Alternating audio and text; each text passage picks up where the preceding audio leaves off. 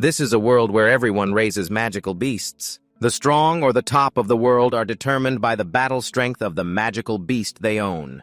This young man suddenly finds himself transported to this magical beast world. Except for the fact that the body Tobin inhabits is a useless guy who likes to tease his younger sister. It can be said that he is lucky to own a pet shop.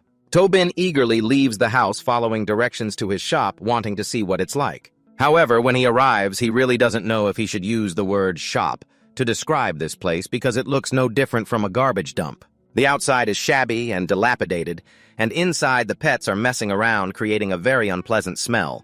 Tobin looks at this scene and feels extremely disheartened. He thought he would inherit some resources from the original owner, but it turns out he just has to clean up the mess that they left behind. Just as Tobin was about to roll up his sleeves to clean up, he was suddenly kicked hard in the back from behind, causing him to tumble forward and roll a few times on the floor. "Who is that?" Tobin shouted angrily. In front of him stood a guy who looked like trouble. Hey, did you forget that the customer just picked up? I've been waiting for you here all week." Tobin had no impression of this person and temporarily assumed he was an enemy. Before he could respond, the other person shouted again. 3 days! For 3 whole days I left my tatfong for you to take care of. You locked it up with 10 lions for 3 days. Do you know how ruthless they are? Do you have any idea how it has been living these past 3 days? After hearing this, Tobin immediately understood the issue, and then looked at the sickly tatfong, unable to help but exclaim, "The previous owner of this body was really immoral." Tobin quickly spoke to calm the other person. "I'm truly sorry. I will take responsibility for taking care of your pet and won't charge you a dime. I don't need your shabby money." The other person gritted his teeth and then ordered his magical beast to attack this animal. Just recently it looked weak and sickly, but upon hearing the owner's command it became extremely fierce. Before Tobin could fully comprehend what was happening, the creature circled behind him. Its tail was a sharp scythe coldly wrapping around Tobin's neck. Feeling the coldness of the metal, Tobin couldn't help but sweat profusely on his forehead. He silently cursed the original owner, wondering why they were so reckless as to provoke these people. "Let's talk this over calmly. Can we all sit down and negotiate? How about this? I'll compensate you 3 times the money." Tobin still tried to salvage the situation. Compensation? You turned my battle beast into a wet bear. How can you compensate for that?" The other person replied angrily. Then his expression suddenly changed. "Wait, I just thought of a great idea." After finishing his words, he commanded his dark wind to use a new technique to blow away this pet shop, restoring the prestige of his beast with the bloodline of the white dragon. Tobin was both panicked and helpless when he saw the black leopard preparing to strike. He really didn't know what to do. Could it be that he was about to lose everything just after arriving here? He was a time traveler, but there was no way he could be so useless as to not have a beast at all. Just as he thought that, suddenly a brilliant beam of light appeared from the sky and struck Tobin. Both the young thug and his dark wind were turned to stone. At the same time, a simulation window appeared in front of Tobin, scanning for suitable targets and beginning the binding contract. Tobin's heart, which was hanging in suspense, was finally set down. "That's right, you're a time traveler. How could you lack a VIP Pro system?" Consequently, several lines of text appeared in the simulation window in front of him, binding with the Roju shop. This time it was Tobin's turn to be petrified. "Why am I bound to this shop and not to me, right?" Initially, Tobin reacted this way because he thought he had just been bound to some useless system. However, after the binding process was completed, the system notified that Tobin was in a shop immune to damage, meaning that at this moment any attack would become ineffective against him. This is no different from being invincible. Tobin looked at his hands in confusion, then muttered, "But the target of the binding isn't this shop, right?" The system read his thoughts and replied, "I forgot to mention when the shop is bound, the owner of the shop will also be bound." Tobin sighed. This system seemed not very professional. The process of accepting the master by the system was completed, and space and time were immediately restored to normal. The thug and his dark wind were no longer frozen, and the attack of the beast was once again initiated. However, this time Tobin had no intention of standing still to take the hit. Facing the beast that was opening its mouth wide, preparing to strike, the simplest way was to stop it. Thinking his doing, he rushed in like the wind and then used his hand to lock its mouth. "What do you want my shop?" Tobin glared and asked coldly. The dark wind, seeing this, broke out in a cold sweat and could only emit some pitiful groans from its throat. "Swallow it for me." Tobin spoke again, this time as a command. Then the dark wind, though very aggrieved, had to swallow its attack, then lay down on the ground, trembling, completely devoid of any imposing demeanor. After handling this pet, Tobin turned back to its owner. "May I ask, do you have any comments regarding the service quality of the shop? This customer, that thug earlier, was very aggressive, but after seeing Tobin stop Tatfong Hakam with his bare hands, he was soon scared to death." "No, I don't." Sensing the fear of the opponent, Tobin continued to take advantage of the moment. He walked step by step towards him, saying, "If you have no comments, then let Tatfong Hakam stay at our shop for a few more days. I will definitely take good care of it." It was clearly a suggestion, but this guy felt a chilling aura emanating from Tobin. He felt like he was about to be silenced for good. Therefore, just a moment later, without any prior signal, both Tatfong Hakam and its owner ran out as fast as they could. After they left, Tobin received a new notification from the system stating that the danger of the shop had been resolved. Therefore, he received the authority to cleanse the state of the shop. Tobin was very satisfied. It seemed that this system was quite sophisticated. He immediately pressed to use that authority. In the blink of an eye, his messy shop became shiny and tidy. Even the floor could reflect a mirror. Tobin curiously began to walk around the shop to inspect. He entered a room and discovered that the pet cage had also been upgraded, becoming very modern. Inside the room, there were two pets sleeping soundly, but Tobin had the feeling that the pets inside were smaller than he had imagined. Grasping that thought, the system immediately spoke to explain, "This is the pet nurturing cage. The pets kept in here will all be adjusted to a standard form. Number of spots 2 out of 9, capable of providing effective training and some therapy for pets." Tobin secretly exclaimed, "This upgrade is really impressive." However, he still had something to worry about. What if that filthy dog makes a mess in here? How would I clean it up? "The host doesn't need to worry," the system replied, "because the pets in the nurturing cage will enter a training state. They will not be hungry or have the need to relieve themselves."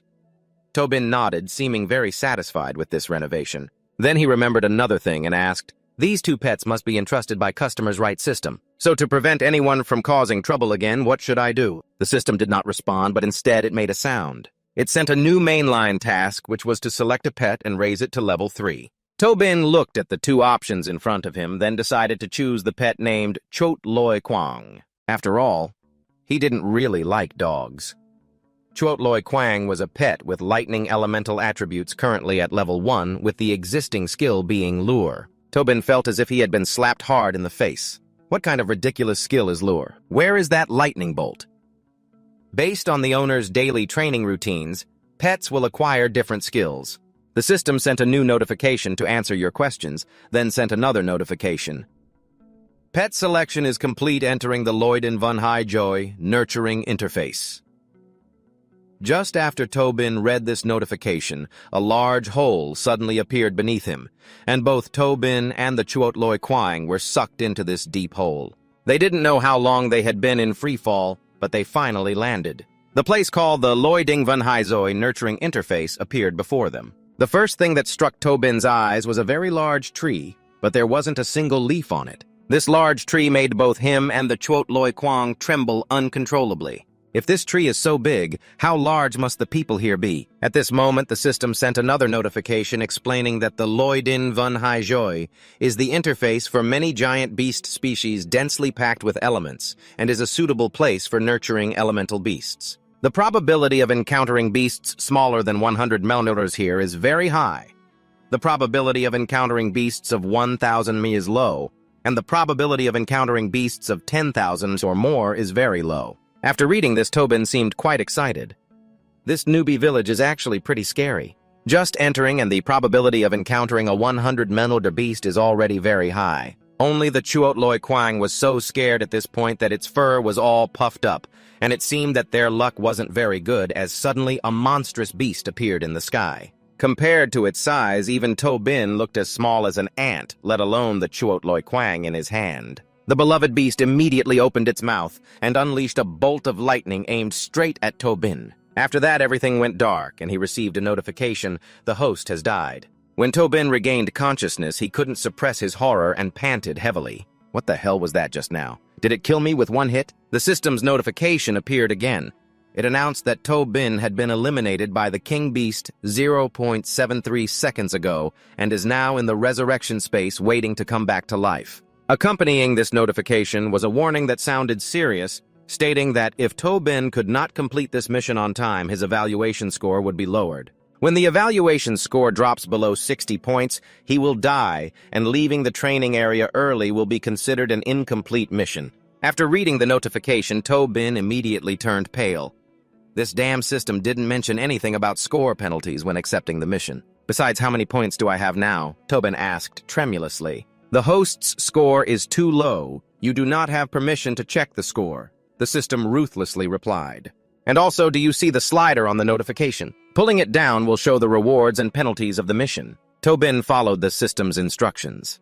Indeed, below the mission information, there were some other lines of text he hadn't fully read. Specifically, the number of free revives in this mission is unlimited. The reward is a primary pet identification technique, and the deadline is 3 days. If the mission fails, Tobin's evaluation points will drop significantly. This damn system dares to challenge me?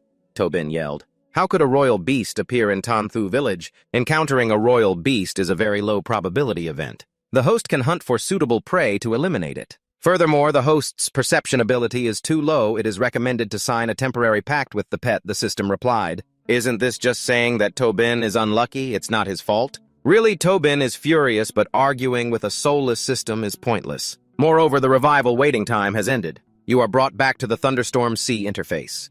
The Thunder Mouse is waiting. Tobin, as recommended by the system, quickly signed a temporary pact with it. It didn't take long, successfully linking the emotional consciousness between you and this pet. This time, perhaps it won't be as unlucky to encounter a royal beast like before. Tobin took the opportunity to lead the Thunder Mouse to hunt, and his luck was quite good, as not long after Tobin encountered a grazing horse. For Tobin, this is a pet with low threat level. However, for the Thunder Mouse, it is still a very frightening creature, perhaps due to the size difference. After establishing the pact, Tobin could sense the extreme fear of the Thunder Mouse. This made him suspect that there must be something dangerous ahead, and Tobin's instincts were indeed accurate. Soon after, another terrifying creature appeared out of nowhere, ambushing the horse and swallowing it whole. After seeing this scene, the Thunder Mouse's attitude changed, appearing very aggressive, looking like it was less than 100 meters away.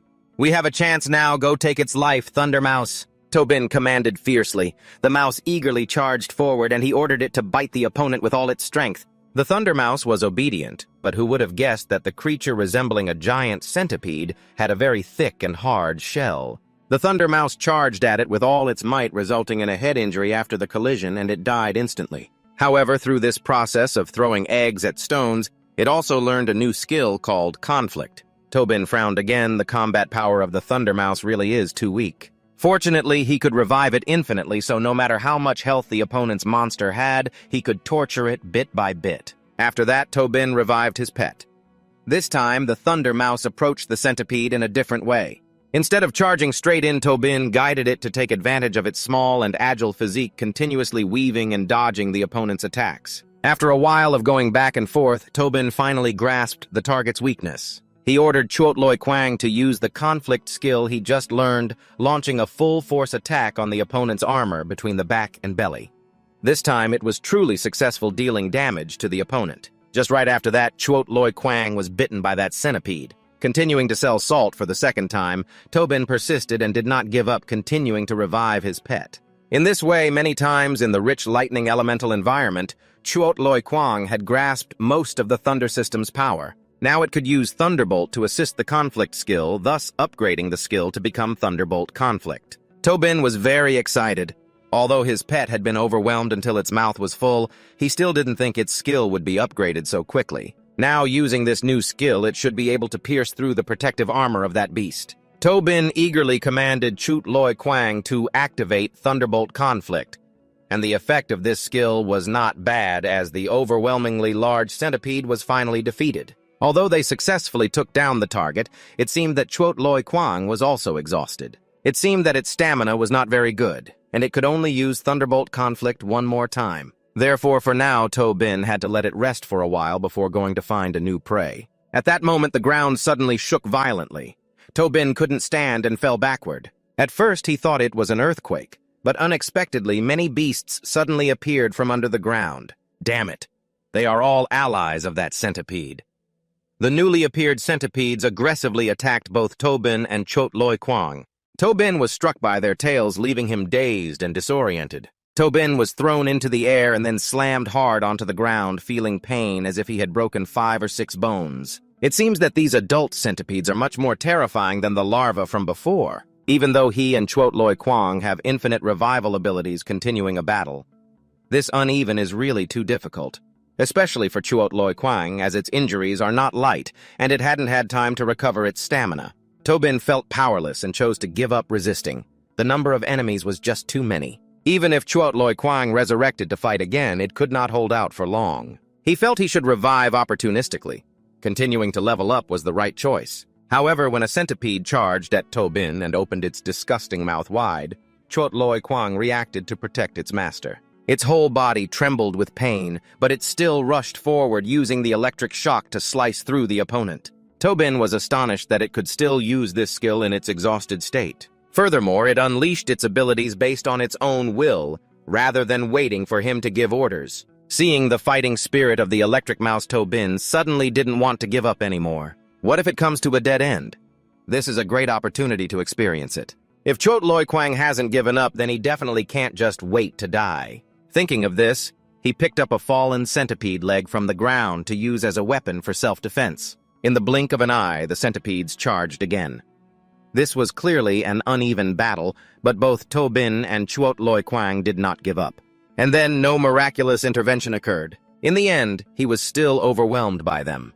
Tobin and Chuot Loi Kwang were revived at random in a different location, escaping the pursuit of those centipedes. The strange thing is, even though he was revived and spitting blood, Tobin still felt so tired that he could hardly breathe. Just as he thought of this, the system sent a notification to explain. Although he was revived and spitting blood, Tobin still had to bear part of the mental burden because his mental strength was too low. Reviving multiple times in a short period, so it's normal to feel tired. The system advised him that while enhancing his battle power, he should also pay attention to training his mental strength. So that's how it is, Tobin murmured, then sat down. No matter how good the wheels are, if they are flat, they can't run. It seems he still has to train this body more thoroughly. Not long after resting, Tobin suddenly saw Chuot Loi Kwang stand up straight, displaying a very tense expression. Tobin also jumped up, glancing from Chuot Loi Kwang's direction. With this reaction, could there be an enemy nearby? Speaking of which, Tobin then noticed that there were many strange-looking earth crusts around them.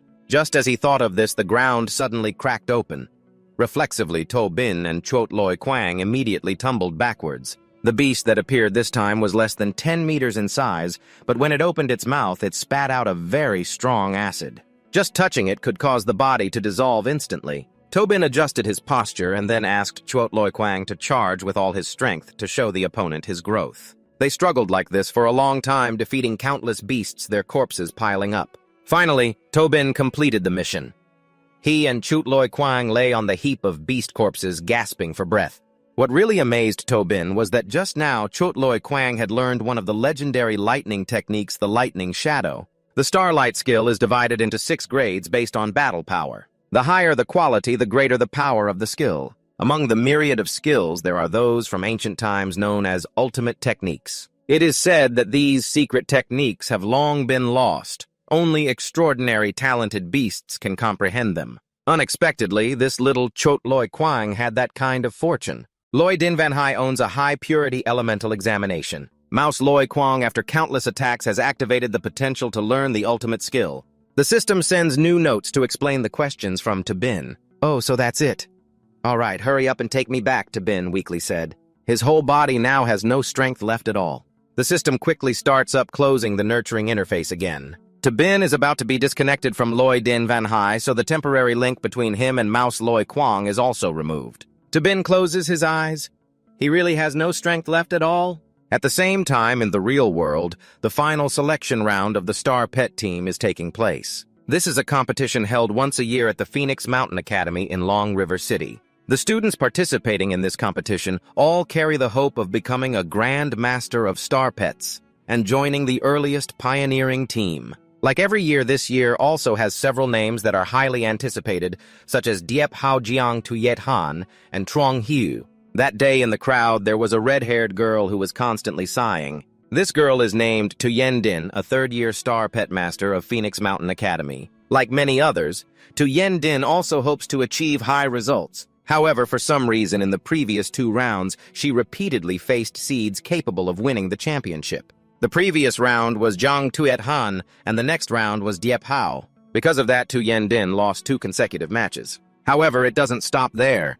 In this final match, she also faces the remaining seed Truong Hu. Yet in Tu Yendin's hands at this moment, there is only Bak Nya Ak Ho left to go to the arena. Meanwhile, the condition to satisfy the competition is to have at least 2 star pets in hand. Therefore, she hurried to Tabin's pet shop to pick up Mouse Loi Kwang. When she entered, Tu Yendin saw the shop completely empty and thought the owner was about to move, so she felt a bit anxious. "Boss, I'm here to pick up my star pet," she called out loudly. Hearing the call, Tabin opened the door and greeted her.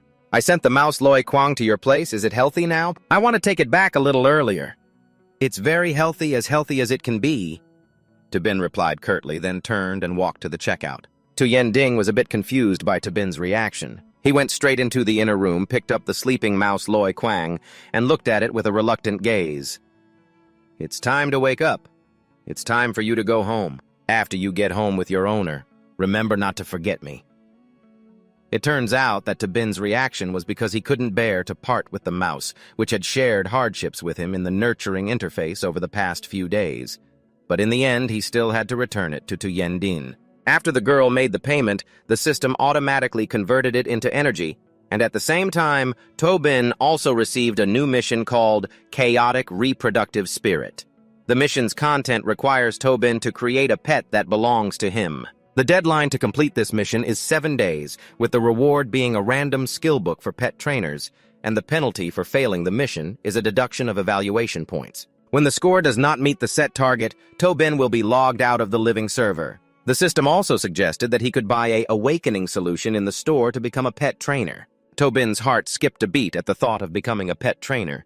He felt incredibly excited. Tobin immediately opened the system store interface. According to the system, this is a store that exists in his consciousness. In the future, whatever he wants to buy will appear just by thinking about it. The awakening solution is located in the first item slot priced at 100 energy. Tobin didn't think much and immediately clicked to buy, but unfortunately, he couldn't own it due to insufficient energy. The system explained that energy is mainly converted from the money Tobin earns at a ratio of 101.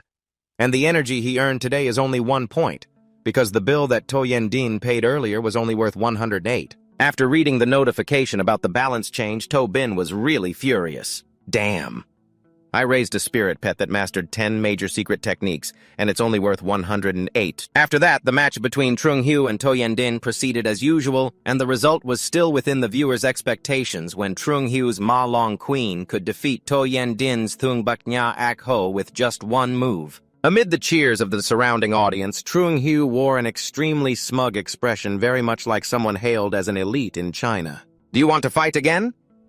This person is a 3rd-year student at Fongson Academy, and their strength is quite formidable. Although Trung Hu asked, everyone knew that this match was no longer worth watching. In the previous 2 rounds, To Yendin was considered one of the strong contenders among the players, but it was unfortunate that she faced 2 aces from Fongson Academy. Most of her pets were heavily injured, and she had almost no chance of winning since the beginning. She was too weak for this certain defeat situation. She didn't even think about preserving her own strength and took such risks.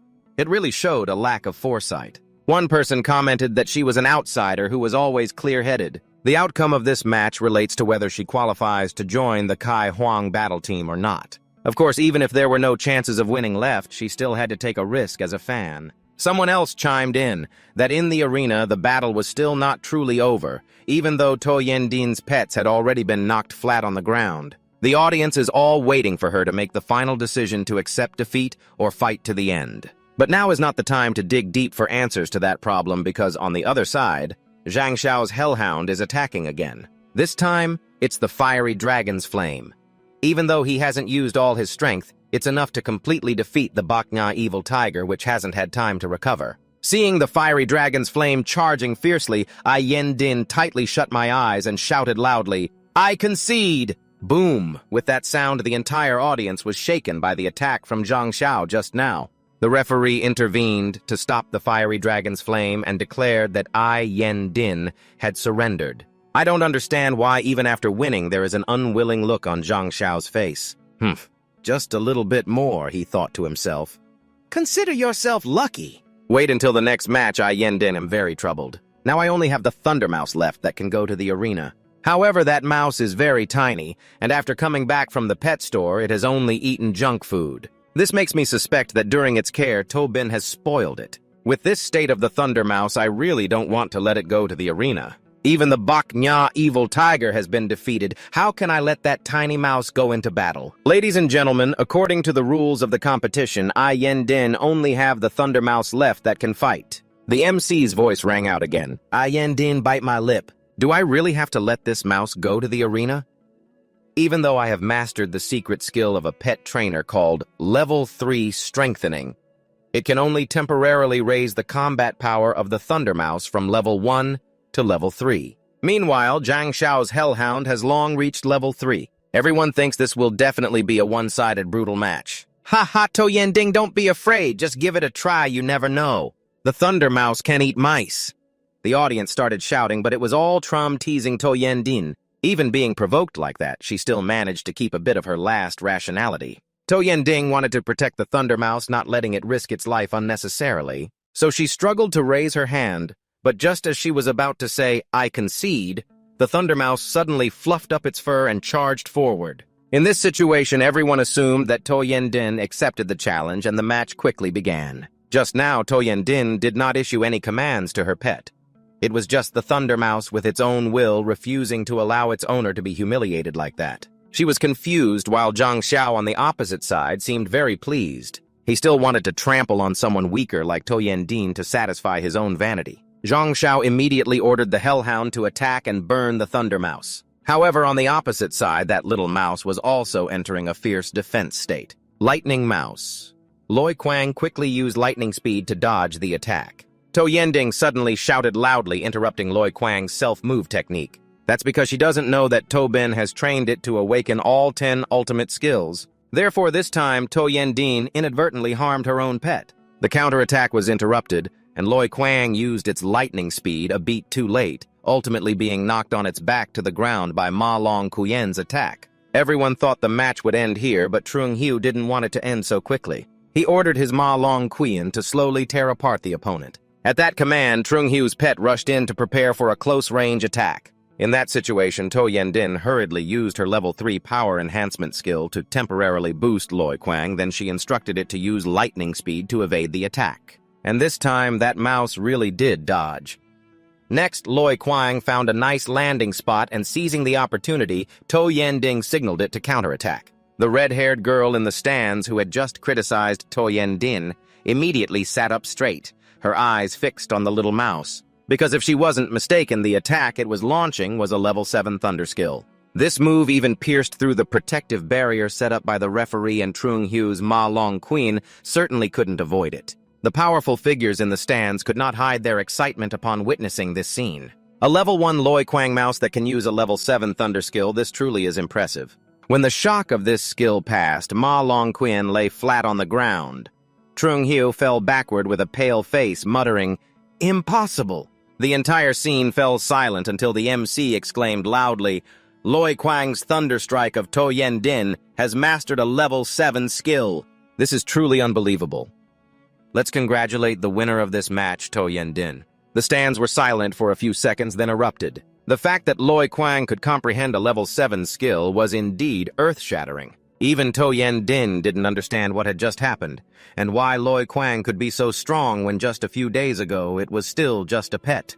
Besides being cute, it was of no other use. And then a thought suddenly appeared in her mind. Could it be that Loi Kuang became like this because of that pet shop? Thinking of this, To Yendin was both surprised and delighted, secretly wondering if she had successfully chosen a pet care shop with an owner who was a legendary hidden expert. Meanwhile, Tobin at the pet shop was still busy singing, while the remaining dogs suddenly sneezed several times in a row. I don't even know who is mentioning me anymore. Back to the battlefield, the host's tone has become more excited than ever, saying that this battle will definitely be recorded in the Academy's competition history, as a level 1 beast can skillfully use a level 7 skill. This is an unprecedented event at Phoenix Mountain Academy, and even in Long River City, the audience present today must be very lucky to witness such a miracle. Zhang Xiao has been defeated, and he does not hide his unwilling expression. He glared at Su Yan Ding and Rat Thunderlight, secretly thinking that he should have anticipated this earlier. This match is so important. How could she allow a useless thing to sacrifice itself? Before he could recover his spirits, the MC continued to announce that the previous match had brought the score to a tie of 1-1, and the two competitors must continue to prepare for the final life and death showdown. Everyone is waiting to see if Zhang Xiao can find a way to defeat that mutated rat Thunderlight, or if Su Yanding will win once again. Su Yanding, you are quite good, but this is as far as you can go. Zhang Xiao gritted its teeth and said.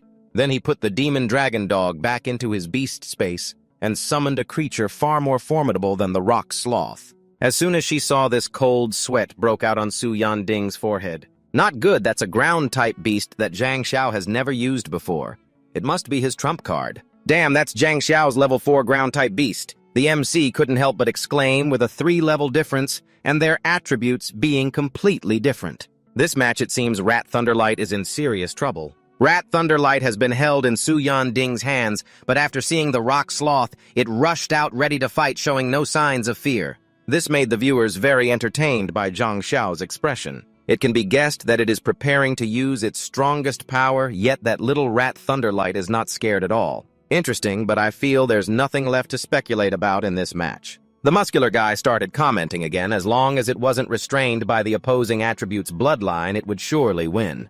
If it only has level 1 strength, but uses a level 7 skill, and can still get back up along with its current fighting spirit, I think it hasn't truly unleashed all its power yet. This time, the commentary came from the red-haired girl.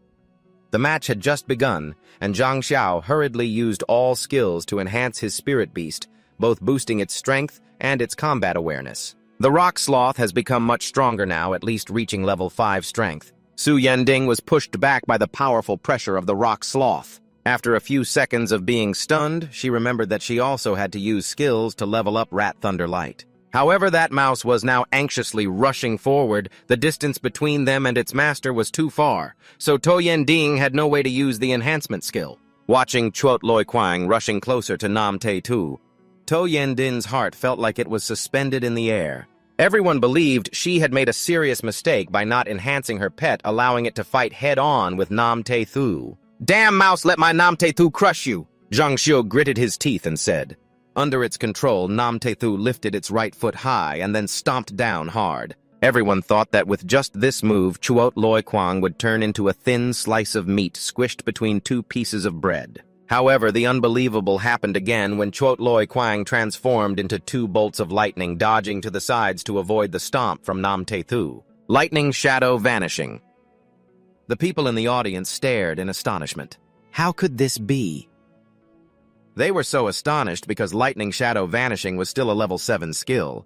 This time, they no longer thought that To Yanding was just lucky. Instead, they began to think of ways to bring her back to their team. Below the stands, after using lightning shadow vanishing to evade the attack, Chuot Loi Quang did not rush to attack Nam Te Thu. Instead, it dodged and charged straight towards Zhang Xiu. All these actions were not directed by To Yanding, but were spontaneous behavior of Chuot Loi Quang, as it still remembered Tobin's words, "When you attack, aim for the enemy's unguarded spot.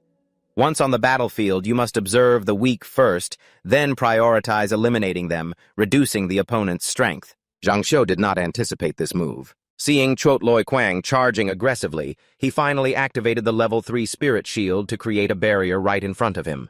But how could a level 3 skill compete with the level 7 Thunderbreak of Chuot Loi? Zhang Xiu's spirit shield was instantly shattered before it could fully activate. The entire audience shook with Chuot Loi Quang's strike, and a large hole immediately appeared in the ground. Everyone held their breath, waiting to see if Zhang Xiu could retreat safely. The answer was no when they saw the referee Feng Shen Niao had to intervene. Feng Shen Xiao used its legs to grab Zhang Xiu and flew high while he seemed to have lost consciousness. In that situation, To Yanding had officially won this match, eliminating the number 1 seed of the tournament and advancing past the qualifiers.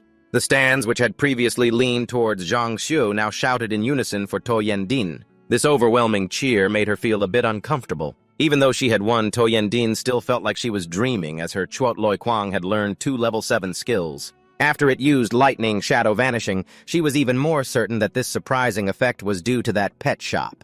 The owner of that shop is truly an unpredictable master. Meanwhile, at To Bin's home, he is unaware of the earth-shattering match of Chuot Loi Quang that he personally trained. Right now, Tobin is only thinking about the headache of needing to earn 10,000 yuan in 7 days to complete the task. This amount of money cannot solely rely on pet boarding. He wants to find another way, but the system currently only allows the shop to serve customers in 3 forms: boarding, renting, and selling food. In the first type, the shop is currently only taking care of 2 pets, but they are both defective, so the boarding fee can only be charged at 10 points per hour. The second type is renting pets, but right now Tobin does not have any pets to operate. Finally, selling food is the last option he can choose, but Tobin has to personally go to the training area to collect it, then price it based on the quality of the food. Can the food for pets be harvested from the entire training area, or is it only available in dangerous areas like Loidin Vun Hai Joy? Tobin asked. The entire training area has Loiding Vun Hai Joy. It's just one of many high-level training areas. Moreover, the higher the level of the area, the more rare food can be collected. The system answered.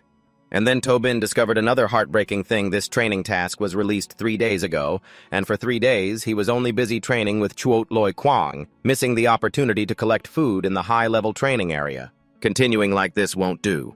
Tobin has made up his mind that within these 3 days he must become a beast master. Thinking of this, Tobin eagerly requested the system to show him the list of nurturing areas. In front of him appeared many areas divided into levels from top tier requiring 1,000 energy points to high tier requiring 100 energy points and mid tier requiring 10 energy points. And the lowest is the beginner level requiring 1 energy point. Although there are countless choices right now, Tobin has only 1 energy point left, so he can only go to the lowest level training area.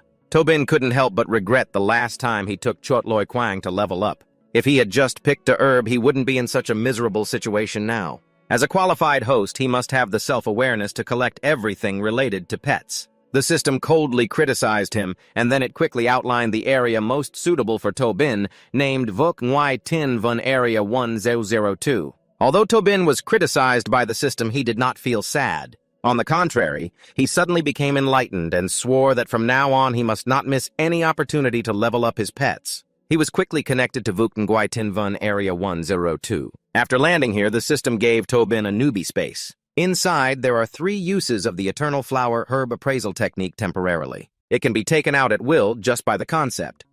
This time, the search for items lasted for a day. Tobin has 30 free deaths, and he curiously immediately tries to use the concept to take out the everlasting flower identification technique. First, the skill scroll disappeared as soon as it touched Tobin's hand, then it transformed into a halo that entered his left eye. All the information about the herbs in front of Tobin became clear. For example, Shale Flower has low rarity with minimal healing effects for rock-type pets, or the Golden Chrysanthemum Herb, which creates a resting pad for low-level Phoenix Wood pets and helps recover a bit of stamina after eating its fruit. They are all low-level recovery herbs with common rarity. This made Tobin unable to hide his disappointment. But after walking a while, he finally found something a bit more valuable, which is the rock fruit with rare rarity and the ability to increase fire-type damage skills. This is the plant that fire-type pets love to eat the most. However, this rock fruit plant was being approached by a stone serpent. Its level is not over level 8 with a combat power of only 8.1 points rated by the system as having poor quality. Its skills include Tight Wrap Serpent, Swallow Earth Thunder Explosion, and Great Earth Protection.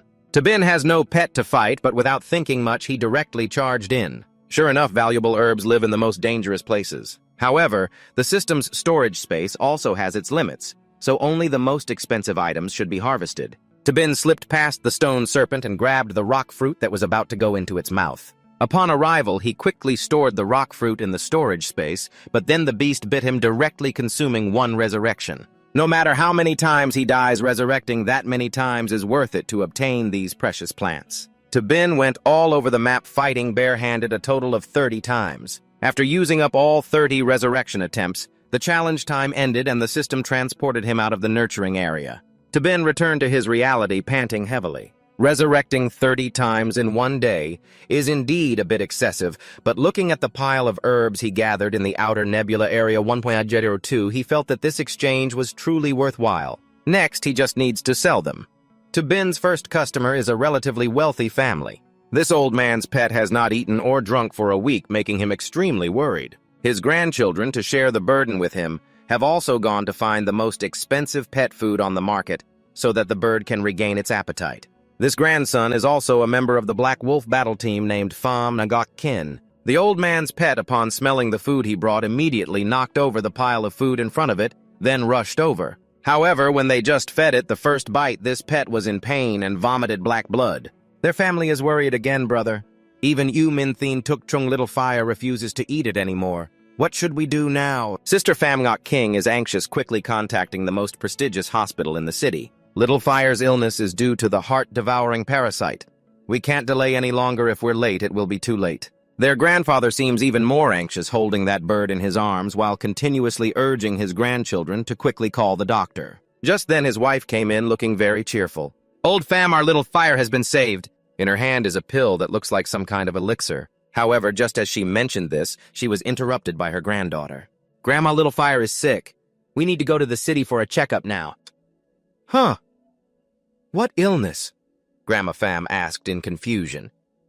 Before her granddaughter could respond, the main character, who was weak in Grandpa Pham's arms, suddenly let out a cry and rushed to snatch the elixir from Grandma Pham's hand and swallowed it whole. Unlike before this time, it not only didn't vomit black blood, but seemed to be in much better spirits. Mr. and Mrs. Pham were overjoyed to see this. Indeed, it was just as the owner said.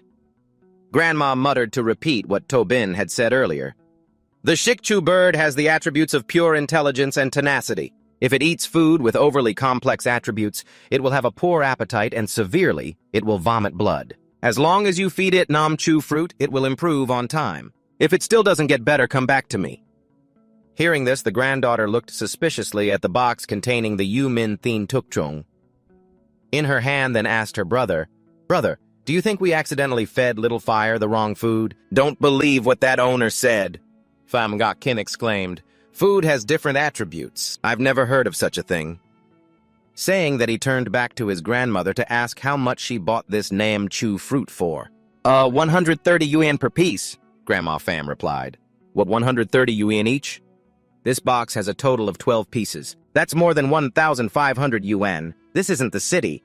How could there be food that expensive? That store must be a scam." The granddaughter's expression became serious because she had heard before that some scam stores used special chemicals mixed into the food to make it taste better, causing pets to want to eat. Once they stop eating, they will go crazy and eventually become addicted. However, if used long-term, the pet would ultimately lose its life. Grandpa Pham's face turned pale upon hearing this. Pham Ngok King became even more anxious, quickly grabbing his grandmother's shoulders. "Grandma, where is this store? What is it called? I have to find them and get to the bottom of this." "What is your name?" Grandma Pham was confused for a while before she recalled and replied, "It seems to be the pet shop Sung Thu Tingik." After that, the two siblings from the Pham family quickly made their way to Tobin's shop. Pham Ngok King, still unclear about the situation, stood in front of the shop shouting loudly, "Tobin is a deceitful merchant, forcing you to reveal what you mixed into your pet's food." Although they had never met before, as soon as they mentioned pet food, Tobin immediately thought of Grandma Pham's face, because since returning from the breeding area, he had only sold a portion of the colored fruit. "Dear customer, the pet food sold at my store is all natural with no additives at all." Did that pet bird react badly after consuming the colored fruit? Not adding anything, are you sure? Pham Ngok Kin became even more arrogant. "If what you sell has no problem, why does my pet, who has been losing appetite, suddenly want to eat non-stop? You better confess honestly." Pham Ngok Kin's loud voice attracted quite a few passers-by to come and watch the commotion. They started whispering and discussing, saying they had noticed problems with Tobin's shop for a long time. Just a few days ago, the whole shop was filled with the smell of dog feces, and now it suddenly looks remarkably clean, even selling pet food at high prices, especially the items Tobin sells. Because of this, they began to unanimously believe that the shop owner was a heartless wolf, using food mixed with stimulants to harm people's precious pets. Outside, they were whispering and discussing, while inside, the siblings, Pham Ngok Kin, were still fiercely arguing with Tobin. "Brother, let's not waste more words with him. Tell your friend at the Pet Food Association to come here and investigate this black shop." His younger sister, Han Ho, spoke up. Tobin had been sitting quietly at the counter, but upon hearing the words, "black shop," he suddenly stood up, dark-faced, and asked, "Do you dare say this place is a black shop? Don't accuse others without evidence." If you have any, please present the evidence. Pham Ngoc Kin's sister was startled and fell back completely panicked, not understanding why Tobin suddenly became so imposing. In general, it was very intimidating. Seeing this, Pham Ngoc Kin swung his hand and charged, "You dare to touch my sister?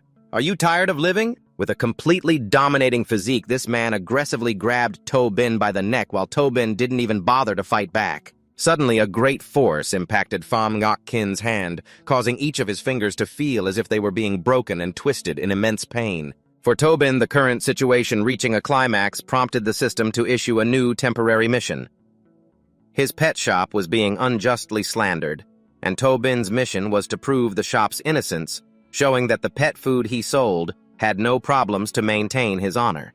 The reward for successfully completing the mission is a chance to enter the breeding area of any level with unlimited deaths and a time limit of 5 days. The penalty for failing the mission is that Tobin will lose up to 10 points besides missing out on that attractive reward. Just the punishment alone is enough to force Tobin to clarify the current situation. Otherwise, he will not only lose points but also affect future customers. Therefore, even though he was very angry, Tobin still had to force himself to calm down and then spoke up.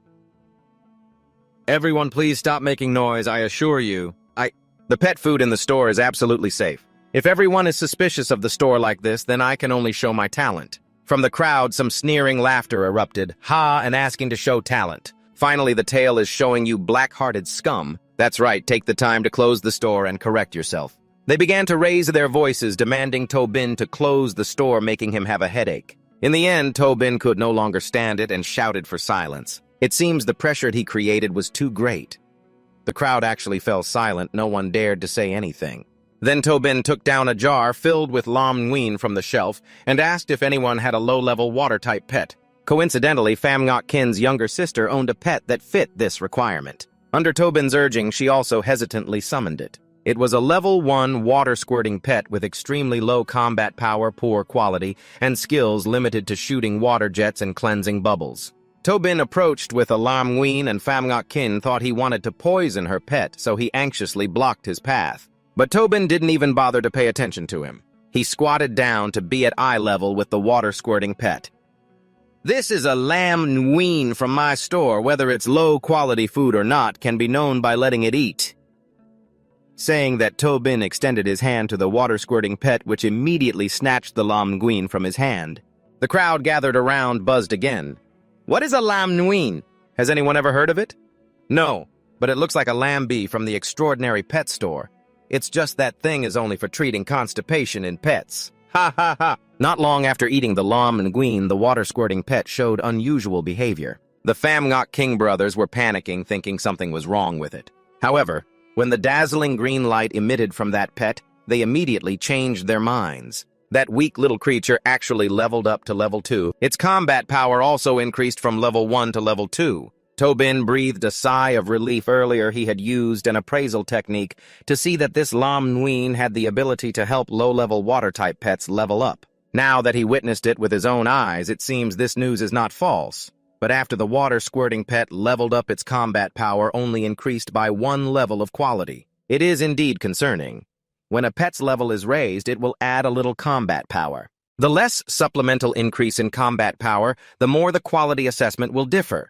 Conversely, the higher the quality assessment will be. At the same time, pet bloodlines are also divided by class. Bloodline class means that pets can increase their base combat power to the original level according to their growth level as they age. For example, a water-spouting pet with a 3rd-level bloodline, although not focused on nurturing, will still naturally grow to 3rd-level combat power once it reaches adulthood. However, if you want to continue to enhance its combat power, you must carry out nurturing. The crowd surrounding the water-spouting pet at this moment looked at it leveling up, all with eyes wide and mouths agape in amazement.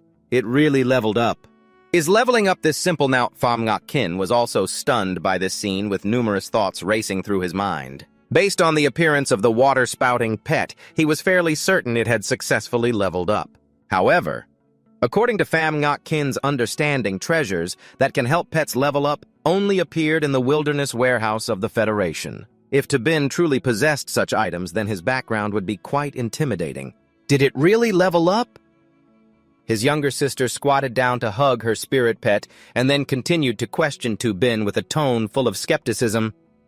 "You didn't secretly swap my spirit pet, did you?" Bin frowned, but before he could respond, Pham Ngoc Kin rushed over and pressed his sister's head down at a 90-degree angle, hastily apologizing. "Sorry, Bin. Sorry we were blind and offended you. Please forgive us." Bin was silent for a few seconds, then coldly replied, 8,007. 100 yuan per piece. I must not be able to choose customers. Pham Ngoc King hurriedly responded and urged his sister to pay quickly. A treasure that can help pets level up for only 8,700 yuan is already very cheap. Not only did Pham Ngoc Kin feel that way, even Bin felt that the herbs he worked hard to collect were being sold at a price too low. However, after several attempts to propose a price increase to the system, he was still outright rejected on the grounds that this pricing was reasonable and could not be changed. Bin sighed heavily, having to persuade Pham Ngoc Kin's siblings to buy more herbs to make money. His sister's water-spouting pet had too low of a potential and needed to use the seven-leaf Buddha's heart to improve. Additionally, the red vermilion also needed to use the rock vermilion fruit for a long time to fully recover. I suggest you all buy more. Of course, although wanting to make money everything, Bin said was true because it sounded too reasonable.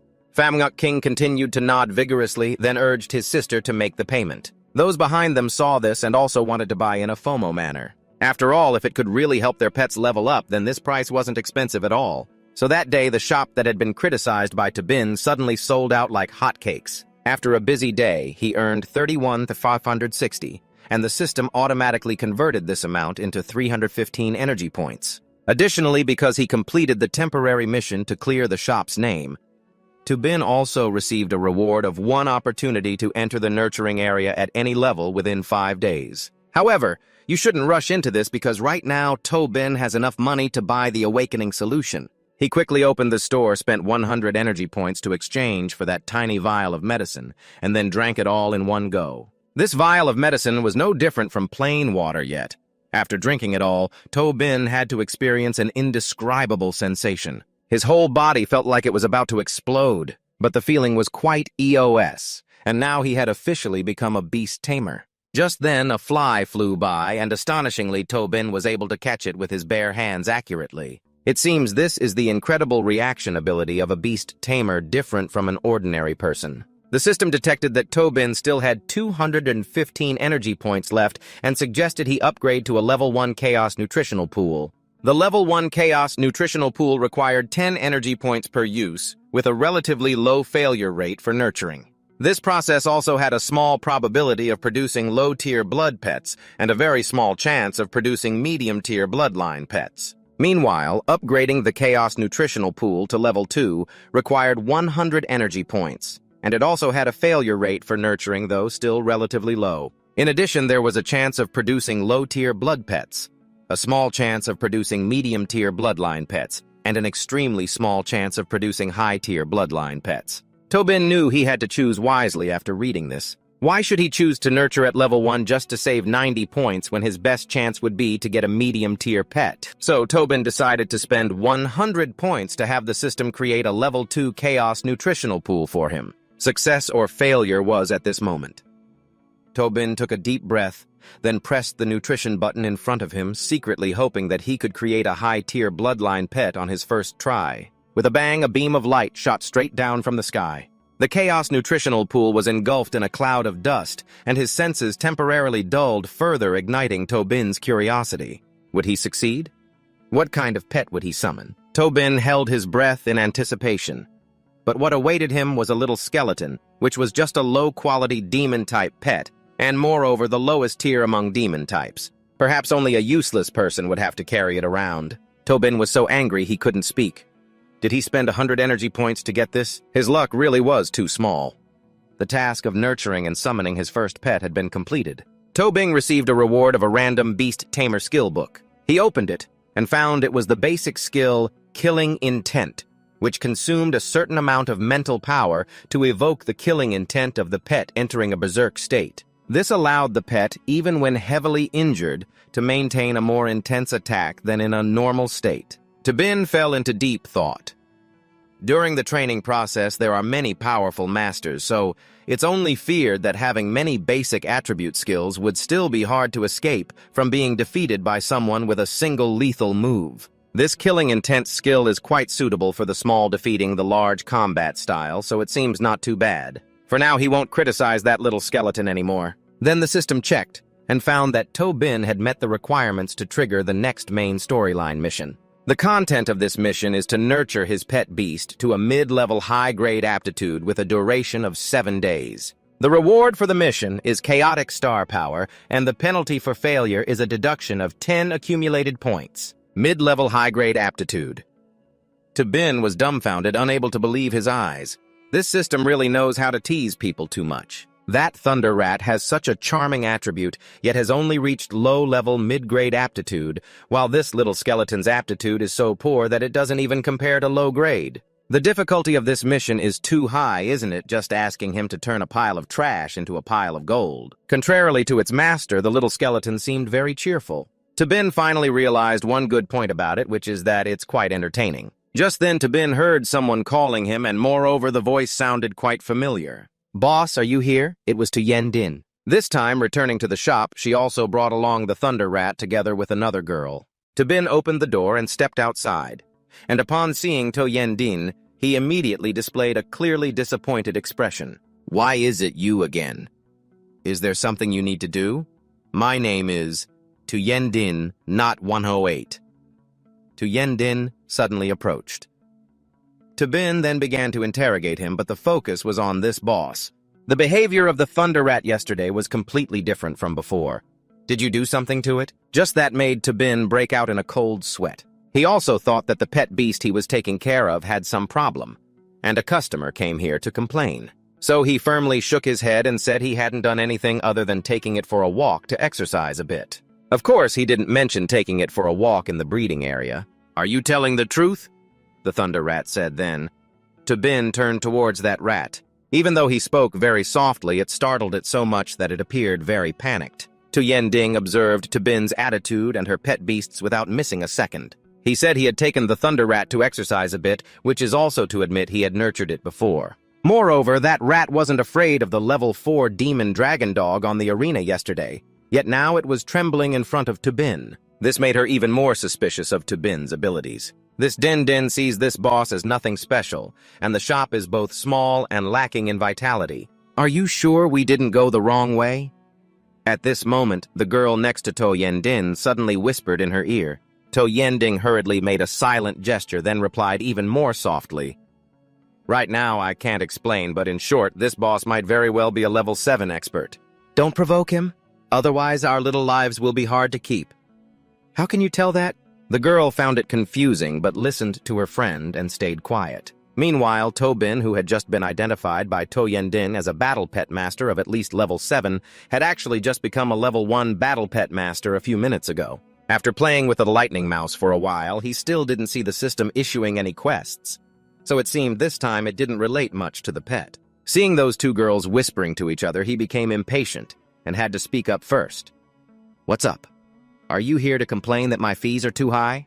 What was originally just a very normal question through To Yen Din's perspective turned into a question full of hostility, intimidating them. And thinking about it, it was true. It was not reasonable at all that she only paid 108 for the lightning mouse to become so powerful. To Yen Ding, being considerate, thought that Tobin was definitely testing her sincerity, so she hurriedly transferred another 1,000 to him, saying this was a token of her goodwill and hoping he wouldn't refuse. However, Tobin refused to accept the transfer. To Yen Ding started to break out in a cold sweat, thinking he must find 1,000 too little, so she boldly transferred 5,000, but this time he still refused to accept the transfer. To Yen Din's face darkened, unable to hold back, she exclaimed, "Isn't it enough yet? What are you doing continuously transferring money like this?" Her friend beside her, seeing this, asked in confusion, "Knack, help me, this is very important to me." "This To Yen Din, huh?" The other friend immediately understood the issue and transferred more money to her. For To Yen Ding, knowing a hidden big shot like Tobin was a rare opportunity. If you don't let go of the small catch, how can you catch the big fish? Therefore, she didn't mind spending money for this situation. After borrowing money from her friend To Yen-din directly transferred 10,000 yuan to To Bin's shop, but this time she was still refused. To Yen-ding wouldn't give up and wanted to take a gamble to cling to the big shot, so she transferred a full 100,000 yuan. To Bin was overjoyed to see money falling from the sky. He really wanted to accept this money, but when he clicked to accept the system, blocked him, saying that he was prohibited from receiving money outside the standard in the name of the shop, as the shop's valuation was bound to the system and could not be modified. So To Yen-ding was rejected for the 4th time. This time she was really about to cry, "We have no eyes, how much does the great master need? Please name your price." To Bin was furious, regretting the money, but still had to act noble and replied, not to do that anymore. It really wasn't necessary. If there was anything, she could just say it. To Yen-ding was moved to tears by your words. She didn't expect that To Bin would not need anything at all. It turns out there are still people in this world who are both young and capable, yet do not care about fame and fortune. If To Bin has said that To Yen-din will not hide it anymore. She told the story of the competition she had to participate in 3 days later, but all the remaining pets were heavily injured. Therefore, the last hope is placed on this Thunder Mouse, which is why To Yen-din wants to entrust To Bin to nurture it for 3 more days. The opportunity came too coincidentally. If the Thunder Mouse returned to the store, leveling up Little Skeleton would be much simpler. So, To Bin put on a cheerful expression.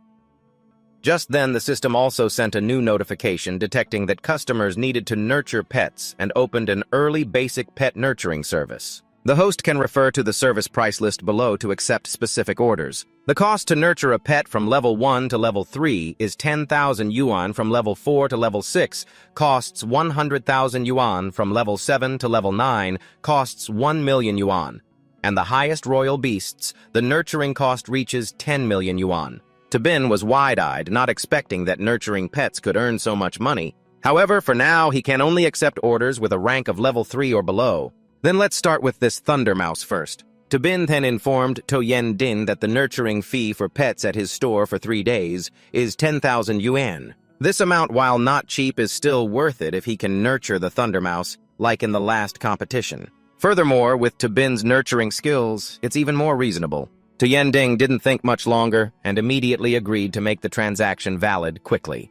To Bin received 10,000 yuan into the store account, which was converted by the system into 100 energy points. Besides nurturing, may I ask if you need any other services? I can also conveniently treat injuries, To Bin said again. To Yen-din's eyes immediately lit up, not expecting that sending pets for nurturing here could also treat injuries. Unlike going to the hospital where the spirit pets are both far and expensive. She nodded repeatedly, then took out all her injured spirit pets, immediately startling To Bin. To Yen-ding sent a total of 3 pets for nurturing, but just as To Bin was about to accept the order, the system had another new notification. It was found that there was a customer requesting nurturing, and to prevent it from affecting the store's reputation, it was suggested that the host level up quickly. What does nurturing have to do with reputation? To Bin thought to himself. The free nurturing was initially made from scrap spirit stones with very weak spiritual power, and it also contained complex and chaotic waste radiation. Although it contributed a small part to helping the pets grow, it also had a high chance of causing them to mutate. To Bin gritted his teeth in anger, having just earned a little money when this system found a way to squeeze him. In that case, I'll buy 3 more breeding slots to raise them as well. You just completed the transaction when a new notification came in. 3 new breeding slots plus 2 to replace the old ones, totaling 50. If the energy points cannot sustain this process, the breeding slots will also disappear. I remained calm in response to your reaction, which made To Yen-din anxious. Boss, what's wrong with you? I'm fine. To Bin tried to regain composure. The 3 bread for 3 days cost a total of 21,600. Please transfer the payment first. To Yen-ding nodded repeatedly, thinking this boss is really strange, but she didn't dare delay the payment. After receiving the payment, the system quickly converted it into energy points for To Bin. The total current points are 291. Now the shop is holding 5 pets, all using level 2 breeding slots, costing you 1 point each day. After adopting this group, To Bin also activated the side quest. The requirement is to double the battle strength of the customer's pets within 3 days. The reward is 3 primary essence pills. Failing will deduct 10 points. Below are the requirements. May I ask if you accept? This shows that To Bin has the right to refuse the quest this time. You stood in front of the status window for a long time, carefully considering. Tobin currently needs to upgrade the talent of the little skeleton to upper intermediate level, meaning from level 1 to level 7. If compared, upgrading that thunder rat to level 7 would be easier. However, you are someone who loves challenges, so in the end you still accepted this side quest to take on the task. Tobin thought of using this opportunity to dive into training. Whatever I want to enter training at the highest level. A series of places appeared for you to choose from. The suitable place is the little skeleton's leveling area. This is Tobin's final decision. The Chaos Undead Realm did not hesitate. You pressed your hand against the screen display. Not paying attention to your feet, the tentacles appeared and moved in. The blood-red tentacles enveloped everything. The smell of fresh blood was overwhelming. A planet, a blood moon on the shore filled with human bones, the death aura was pungent, causing you and your pet to feel sluggish. Not looking back. The death aura is heavy, making it completely impossible to do anything. Suddenly, a corpse slammed into the little skeleton, causing it to shatter. The shattered little skeleton led to its death. A giant skeleton swung a club directly at you. There is an enemy. The little skeleton resurrects. The thunder rat tried to use it, swinging the club hard, hitting the ground without hitting the target, making it furious. Hiss in the distance, Tobin smirked. The little skeleton revived. The thunder rat attacked it, watching the skeleton. Tobin taunted. It turns out that in the highest level training, not all monsters are royal beasts. The monster attacking you is the giant skeleton, attribute of the demon beast. Battle system. Level 7 combat power level, 14. Low quality skill to reattach severed. Chai destruction, war, roar. The little skeleton shattered its bones, leading to death. Tobin anxiously ordered the little skeleton resurrects. Loi Kwang tried to use Thunder Break. Receiving the order, he began to unleash electricity thunder strike, fearing Thunder Face was not small enough. Tobin shouted loudly. The Thunder Sword appeared. The path was launched, swinging the sword to chop Thunder, cutting its hand as fast as lightning. The chop went straight down onto the giant skeleton's hand. It screamed in pain. A hit from it made Loi Kwang cough up blood. Loi Kwang tried to rupture internal organs, leading to death. As if by magic, smoke appeared from his hand, and the bone fragments from each cut gathered back to him. It leaned on the gem on its head, gathering bones piled on the ground to recover. Seeing how the gem worked, Tobin was delighted. That gem enhanced the skill to reattach severed chi. It seemed to be a precious item. Once again, he ordered Loi Kwang to try to resurrect the little skeleton. Afraid of what happened earlier, they both clung tightly to his legs. Looking at them, Tobin sighed in frustration. His hand moved in a circle, revealing a book. A skills book appeared, announcing, "You have mastered the combat skill of Killing Intent Level 1. As the skeleton gradually regained its shape, he cleverly transferred some power to them, increasing Killing Intent to Level 1. The little skeleton received the power and rushed towards the giant skeleton. Seeing this, the overconfident monster launched an attack, causing the ground to sink. Once again, the little skeleton died. Loi Kwang tried dying. The host died. How could these attacks kill Tobin? You are normal again, making it go crazy, resurrecting in place. It seemed that Tobin had grasped the weakness of the skeleton. Giant. Although the last attack was very strong, it revealed a fatal weakness. Its center of gravity was asymmetrical, making it very difficult to maintain balance. With his own eyes, he continued to observe its attacking move. The Loi Kwang mouse looked fierce, but couldn't withstand a single blow. The Loi Kwang mouse began activating the little skeleton function, sitting in a corner of shadowy dusk. Another move was launched, Thunder Break, a sketch idea. He ordered one to chop the legs, one to strike the neck, with the little skeleton responsible for support. I want that gem.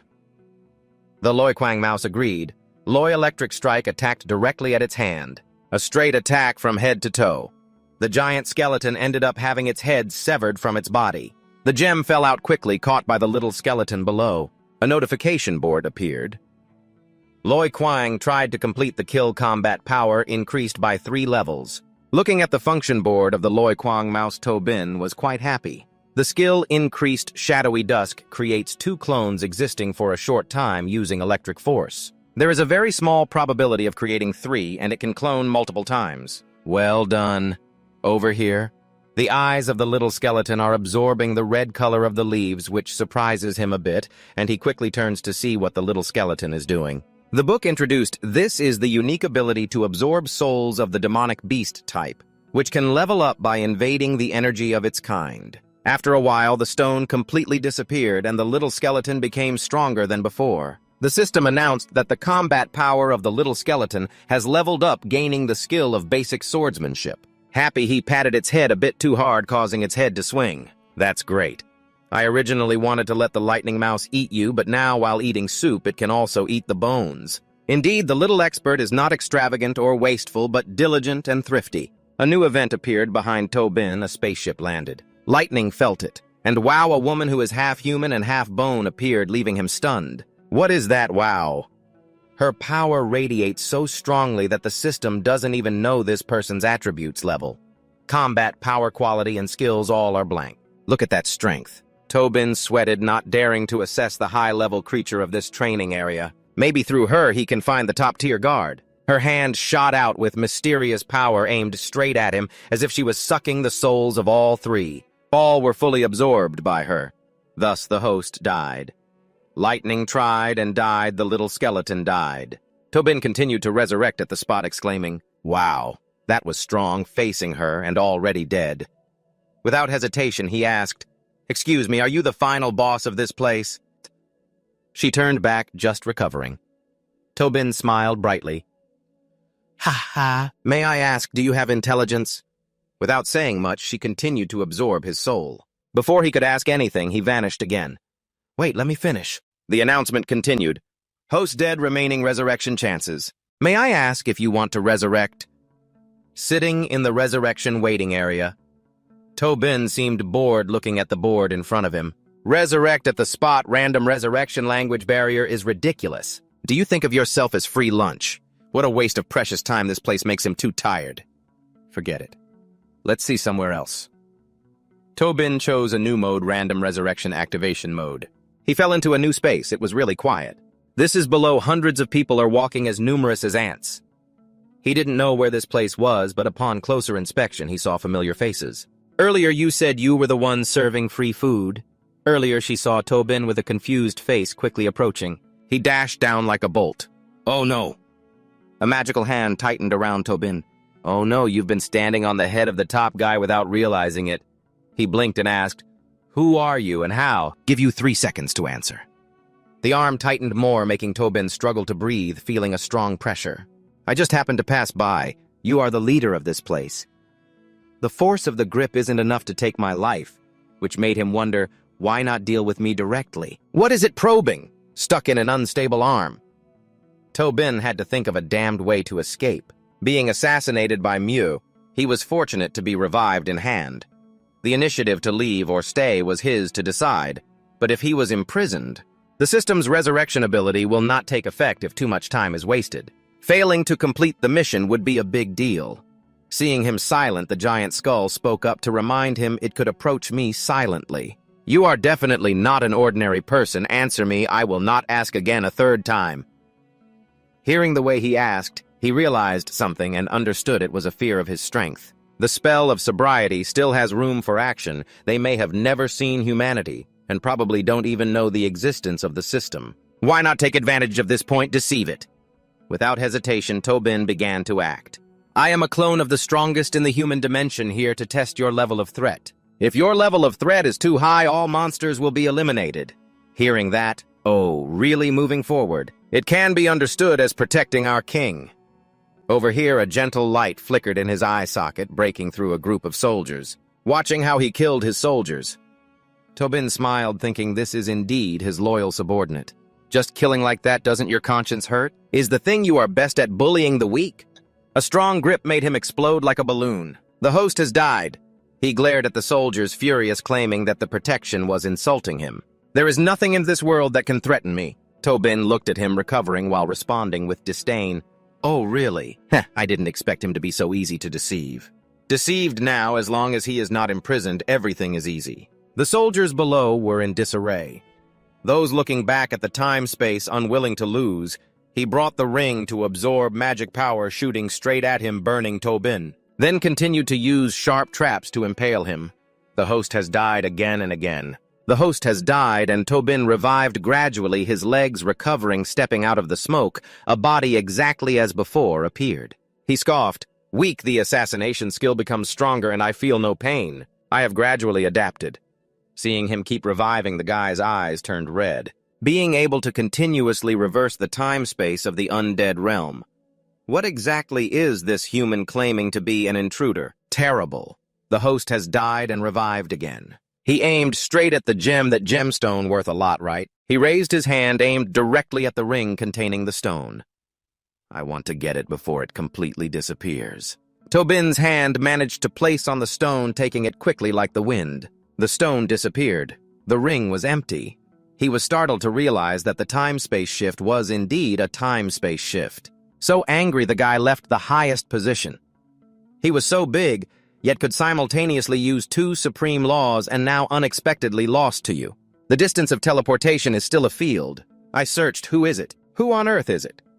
The notification system has randomly chosen to resurrect at the original location. Tobin breathed a sigh of relief, still thinking he would continue to sit back and wait for death. So naive. After pretending to be done, he ran away comfortably. You raised your hand to the little skeleton. The little skeleton put down the jelly and showed it to you. Let me show you this treasure. Seeing the little skeleton happy, Tobin smiled brightly and boasted, Do you like it? My Tobin's favorite pet. How could it only gnaw on scraps? You commanded, Let it absorb. Next time we fight, it will be your turn. Suddenly, a monster appeared out of nowhere, charging at them with a fierce look. But the little skeleton was one step ahead. Before it could touch it, it used lightning-fast speed to slash through the monster. Basic swordsmanship, the system immediately displayed a notification. Successfully killed. Combat power leveled up level 4. Mission progress 46%. Time remaining 1 day. The head of that monster was severed from its body, falling to the ground and rolling towards another creature. It stepped on that head. It seemed quite angry, pressing down hard, smashing the head of the other monster into tiny pieces. This time it was a whole army of monsters, their bodies covered in a deep purple hue, wide wings on their backs, eyes shining with extreme cruelty. Tobin just smiled calmly, softly, saying to the little skeleton, Wow, so many experience points to give, it's all yours. As soon as the little skeleton finished speaking, it quickly annihilated them. The system sound rang out. The little skeleton has completed the kill, leveling up to level 6. The lightning mouse has completed the kill, leveling up to level 6. Mission progress 94%, time remaining 14 minutes. After such a continuous killing spree, Tobin was quite tired. Haha, these miscellaneous fish are really unwilling to fight, still lacking so much. But just when he wasn't paying attention, a monster lying on the ground suddenly opened its eyes. The cells in its body were continuously multiplying. It let out a roar, growling. The body of the monster quickly regenerated, as if it were a black hole in space, pulling the corpses of nearby creatures towards it. That monster grew larger and larger, the missing parts of its body quickly replaced. It roared loudly. Tobin suddenly realized he had overlooked it, muttering, Isn't it dead enough yet? You smiled smugly. Just then, the little skeleton and the pet beside it also got into battle-ready positions. With killing intent, you immediately ordered, Just destroy it, that will definitely be enough progress.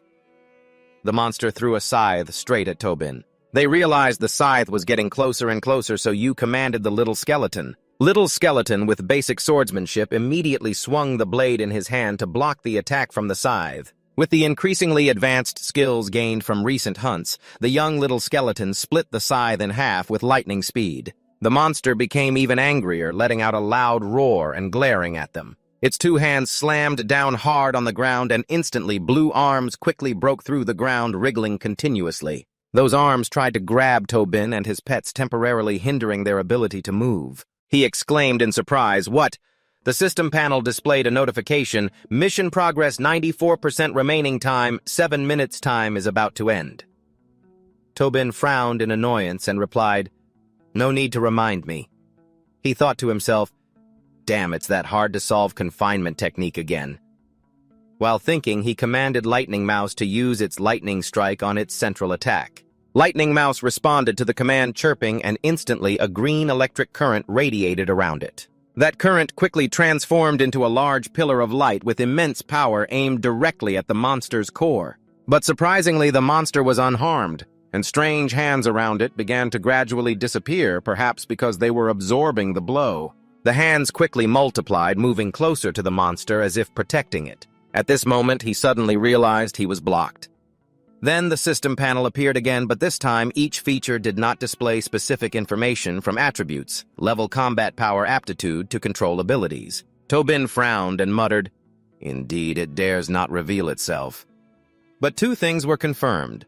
One, the blocking hands were not afraid of damage skills. Two, that focal point was indeed its weak spot. The system panel quickly urged remaining time 3 minutes. Tobin turned to Lightning Mouse and shouted the command, "Lightning Mouse, unleash the lightning strike. Gather the power of thunder covering the surface of your body." Lightning Mouse released layers of electricity enveloping its body, causing the hands gripping it to be affected. Lightning Mouse let out a chirp.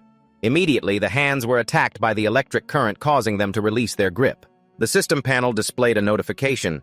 Lightning Mouse has mastered the Thunder Wrap ability. Effect uses lightning to ward off. Evil protects the body.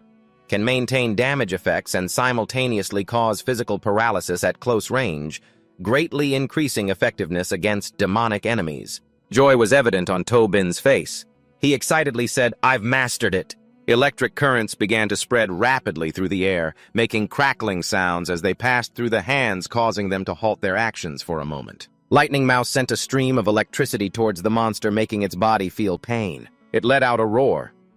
Tobin quickly removed the hands from his body while ordering to break the confinement. Then Little Skeleton, right at this moment, was filled with excitement, wearing a proud smile. Haha, the sword in his hand has also turned into a cursed sword. He decisively slashed straight down at the monster, creating a long red streak. A notification appeared announcing that the Little Skeleton had completed the kill and his battle power leveled up to level 7. The Rat Thunder completed the kill and his battle power leveled up to level 7. He remembered that moment and smiled, saying, "That bloodstone just absorbed a small part of the battle power of the Little Skeleton and has already grown tremendously. If it can absorb more, later that would be great."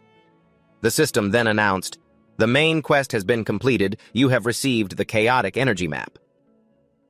A part of the side quest has been completed, and you have received the strength elixir. The rewards have been automatically put into the storage space." While closing the training area and returning to his shop, Tobin spoke, "Identification spell." The system interface displayed complete information about the Little Skeleton.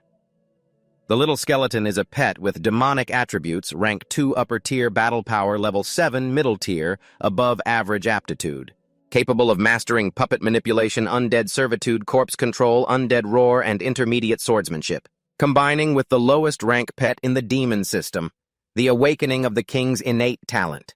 Tobin stared at it and indignantly spoke, "With a rank of only 2, the battle power of the Little Skeleton should at best reach level 7 aptitude, yet it has only just reached above average. System, are you sure you haven't calculated that wrong?" The system interface replied, "The evaluation level is based on all the data from when the Little Skeleton began its endless chaos until now for comparison. The host does not need to doubt." Tobin recalled the image of that Bone King and replied in a deep voice, "Since the beginning of the endless chaos, how interesting." The system interface displayed other information. Rat Thunder, a pet with dark attributes, lightning type, rank 3 middle tier battle power, level 7 lower tier above average aptitude, mastering capabilities. The 10 directions. Thunder Prison has many lightning images, lightning remnants, lightning depths, and thunder coverings calling the undead.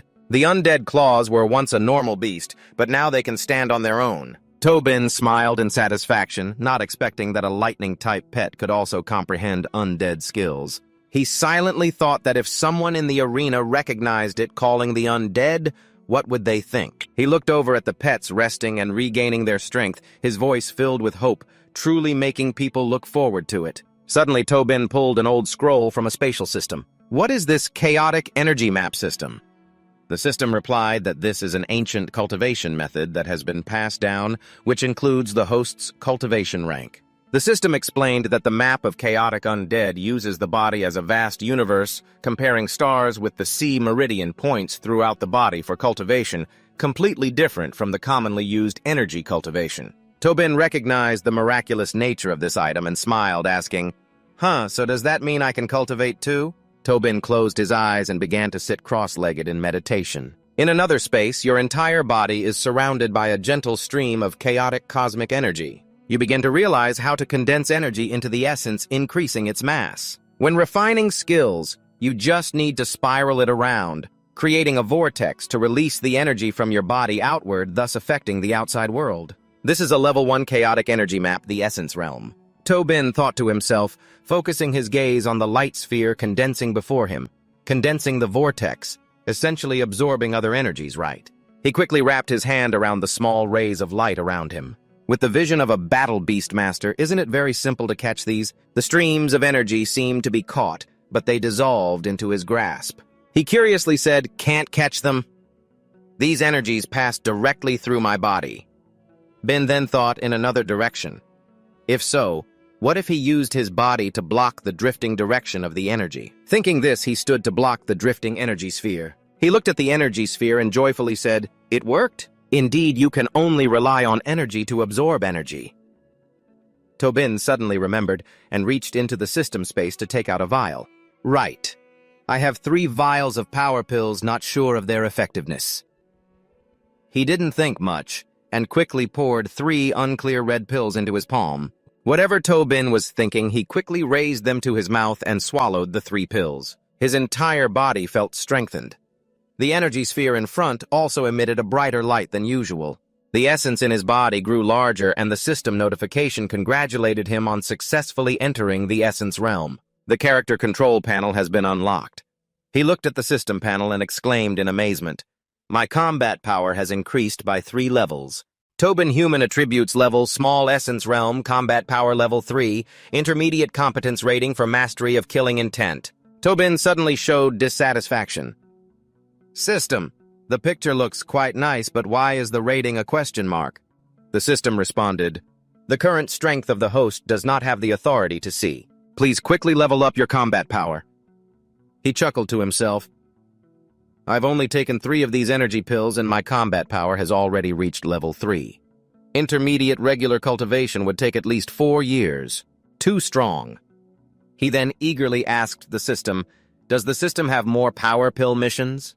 The system panel chimed in, "This pill only works for levels 1 and 2. You have successfully entered level 3. Please explore and cultivate on your own." Additionally, this universe, though formed by the chaotic energy map, is designed to simulate the real universe. The system panel also issued a warning. At the same time as the host is absorbing energy, please be cautious of larger stars to prevent being sucked in. Tobin sternly asked, "What happens if I get sucked in? Is the practice interrupted?" The system answered frankly, "Destroy the original spirit." He reacted sharply.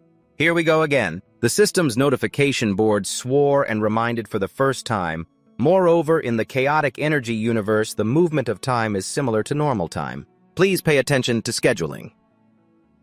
Tobin, tired, wiped the sweat and said, "This is an opportunity and risk coexisting." He silently thought, "Big fish eat small fish." He calmly considered, or just avoid the big stars and absorb the smaller ones. He softly said, "Oh, it's less troublesome than the training area." Suddenly a thought flashed in Tobin's mind, bringing him back to a few moments in the past. He said in a deep voice that he was just a bit bored. "I miss her. She seems to be a 3rd-level battle pet master." That time he took a full punch from Tobin and wondered if he could take another punch from her now. As night gradually fell, the tall buildings quickly flickered with lights. Thenyu gently said, "Eat a bit more, don't let yourself be hungry." Tobin wiped his mouth. His mother's cooking skills are amazing.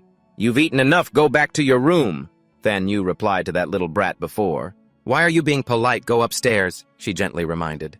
"Your sister has been training in the practice room for a few days, don't disturb her. Tomorrow morning I'll make the corn cake that you love the most. Remember to eat it before going out." Tobin turned back and smiled at Thenyu. "Got it, Mom." He glanced at Thenyu, who was busy in the kitchen. Although she is not the biological mother of the original host, she seems to treat the original host quite well. At least he can feel the intimacy and warmth of family. Tobin stretched to warm up.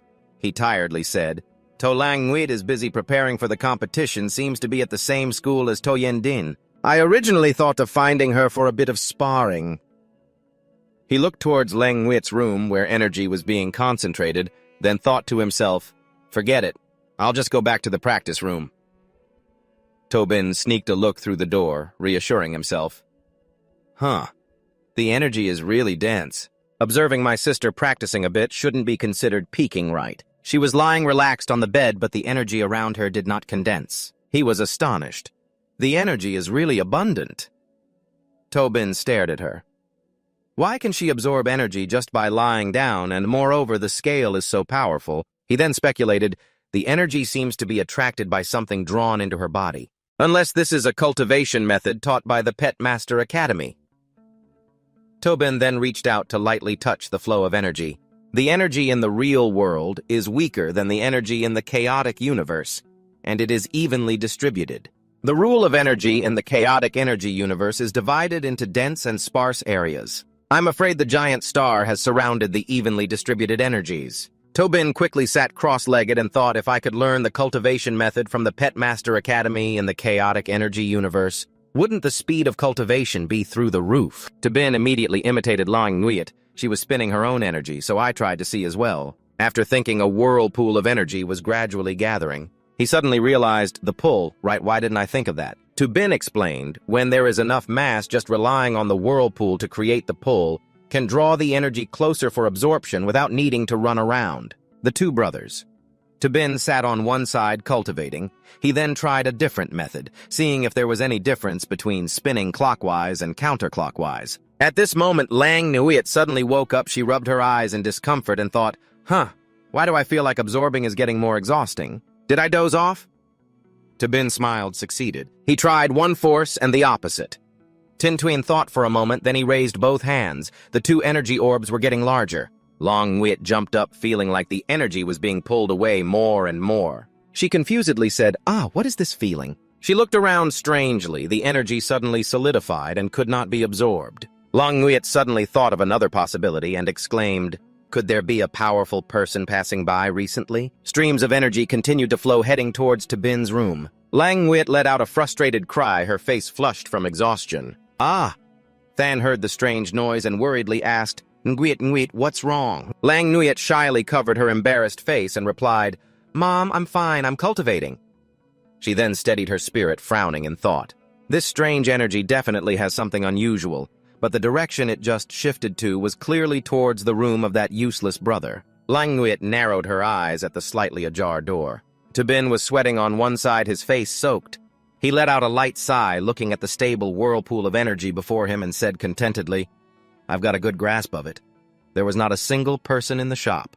In the shop, Tobin was immersed in cultivating the chaotic cosmic energy.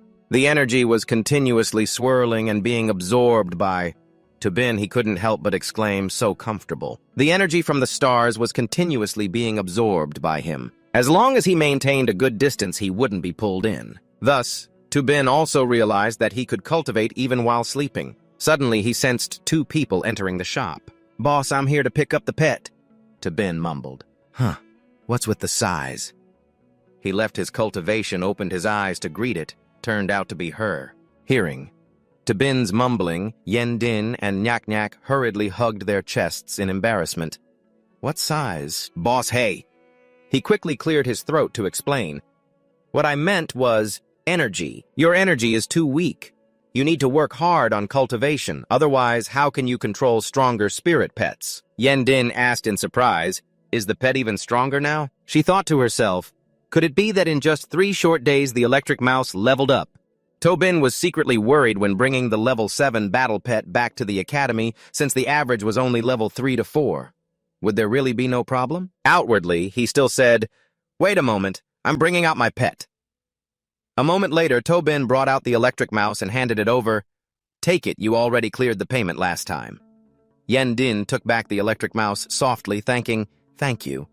She wondered if the fur color of the electric mouse had changed. Moreover, looking at the other pets, she noticed that their moods seemed to be quite low. After being apart for just a few days, they saw their owner and had no excitement at all. Could it be that they are reluctant to leave this place? Tobin sat on the side, pretending to be impatient, and waved his hand. Go on. Yending then considered, sending them to be cared for a few days has made the pets develop feelings, even if emotions were transmitted through the contract. The energy between the owner and the pet at the beginning had no feelings, only maintained basic obedience. Once the contract is dissolved, there will be no connection left. Nyak Nyak checked the condition of the pets and couldn't help but sigh. Their injuries seemed to have fully healed, and moreover their fur had become brighter. Yending also sighed internally. This is truly a store with heart. She sincerely thanked the owner, and thanked him for taking such good care of them. Or could you introduce me to some food? I thought to myself, wanting to use this to repay a favor. Never mind, this time I won't kill her. You introduce it, then let's buy this one piece for 1,200 for Lak Feng to eat. Yending responded in surprise, getting 1,200 for one piece. After a while, Yendin went to an open area to suggest a battle strategy. With a bit of time left, I want to warm up first. On the other hand, she thought to herself, the changes in the lightning rat made her very curious. How much stronger has it become? She said seriously, Lak, summon your strongest pet. No need to hold back. Nyak cheerfully replied, Oh, are you that confident? Sa. As soon as she finished speaking, she recited the summoning spell. Nyak confidently reminded, If it gets hurt, don't cry. Yendin analyzed seriously. Indeed, it has appeared the rock-type humanoid pet with high bloodline is the ace that Lan Nyak is most proud of. Although it was not yet mature, it already had battle power of level 5. She thought to herself, I hope the electric mouse can endure. Just need to test the strength of Loi Duan and Loi An Tantung a bit. Immediately after, Yendin ordered, Let's go, lightning rat. With bright eyes, she shouted. Immediately, the electric mouse rushed in to attack the earth dragon. Seeing this, Nyak casually commanded, Tang, play with it a bit. The earth dragon formed hand seals with its 4 arms emanating a source of energy, and the ground around rose up with countless columns attacking the electric mouse. The electric mouse emitted electricity all over, skillfully dodging while simultaneously closing in on the earth dragon. Seeing this, the electric dragon quickly reacted, breaking the stone columns to create sharp stones attacking the electric mouse. Ding quickly ordered, Lightning Shadow Clone Mouse. The electric mouse immediately obeyed, splitting into 3 clones. Nyak was very surprised to see this. It can actually split into 3 clones. Yendin was mostly delighted. The Lightning Shadow Clone. The 3 clones of the electric mouse directly bypassed the earth dragon to attack Nyak. Nyak saw this and quickly used the shield while panicking and shouting, Din, let it fight with a Tang. Ah, my shield is very weak, Yendin replied, reassuring. Don't worry, I'm only letting Chot Loi Kwang approach you, not ordering an attack. She silently calculated, Dien Tang Do Da is a high bloodline pet with extraordinary observation skills. This is a particularly good opportunity to test Loi An Tan Tung. Dien Tang Do Da quickly used its skill to block Chot Loi Kwang. The moment Chot Loi Kwang rushed in, Dien Tang Do Da struck down towards the mouse. A loud noise rang out before Nyak's shield. Dien Tang Do Da caught Chot Loi Kwang in its hands. Both Nyak and Yendin were astonished. Did you catch it? Suddenly, Chot Loi Kwang appeared out of nowhere, stepping on the face of Dien Tang Do Da, and at the same time the clones disappeared. Dien Tang Do Da was completely fooled. Suddenly, Chot Loi Kwang exuded a terrifying aura, causing Dien Tang Do Da to tremble. Dien Tang Do Da ran away, shouting, Oh no! Nyak was surprised. What's wrong, Tang? So scared.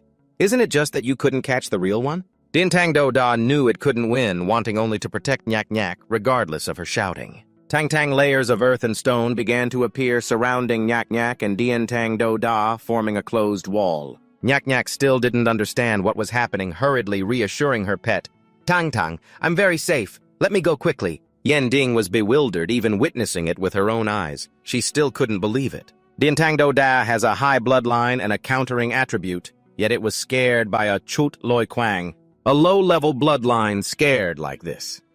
Yendin happily clenched her fists.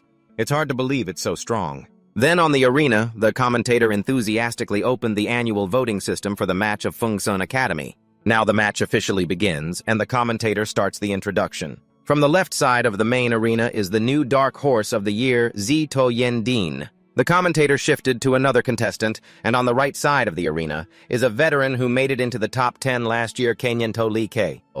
He had a sharp face with a confident smile. He explained the rules as usual. Both sides take turns bringing out 3 pets to battle, and the one who eliminates all the opponent's pets first will win. Before the commentator finished speaking, Lee K had already summoned his pet. Come out! Behind him a beast emerged, Thu Tuyan. Teacher Lee K summoned his pet first, and the audience in the stands buzzed with chatter. Look quickly, he actually summoned his pet first. Isn't he afraid of the opponent targeting him? That's right. How could last year's top 10 make such a basic mistake? Li Ke is too overconfident. Yen Din began to analyze silently. Thu Tui An, huh? The water-type pet has a mid-level bloodline specializing in stealth and assassination. Then she immediately summoned, "Okay, let's go." Soon after, Lok Feng appeared through the gap. Yen Din said seriously, "Lok Feng has a mutual restraint attribute, so we have to see whose combat power is stronger." The commentator continued enthusiastically, "Wonderful, wonderful." The first contestant sent by To is Lok Feng, who has a high-level bloodline. Compared to the mid-level water-hiding beast, it is truly a strong enemy. How will Li Ke respond? Suddenly, someone's arm was raised. It was Li Ke. He calmly declared, "I concede." The commentator was also surprised by this situation. Did Li just say he concedes? Did I hear that wrong?" Li Ke replied with a dangerous expression. "That's right, I said I concede this round." The commentator remained very professional and continued to comment. Although not understanding what happened, Li chose to surrender in the first round. To Yending won. Even though Yendin won the first round, she remained very cautious, silently contemplating. He was smiling. What was he thinking? Suddenly, a spatial crack appeared behind Li Ke. He said with a sinister smile, "Sometimes, to be sure the prey has taken the bait, the lure is indispensable." Yen Din seemed to notice something. Immediately, a web spread from the spatial crack across the arena. Soon after, Diabo appeared behind Li Ke. He confidently analyzed, "Lok Feng may not be the strongest beast in her hands, but it is definitely the hardest to deal with." He adjusted his glasses, and Chuot Loi Kwangtu, Nyam Su, and Hobach Si all fought on the ground. "I just need to send out beasts with high combat power to easily crush them." Then Li Ke began to calculate.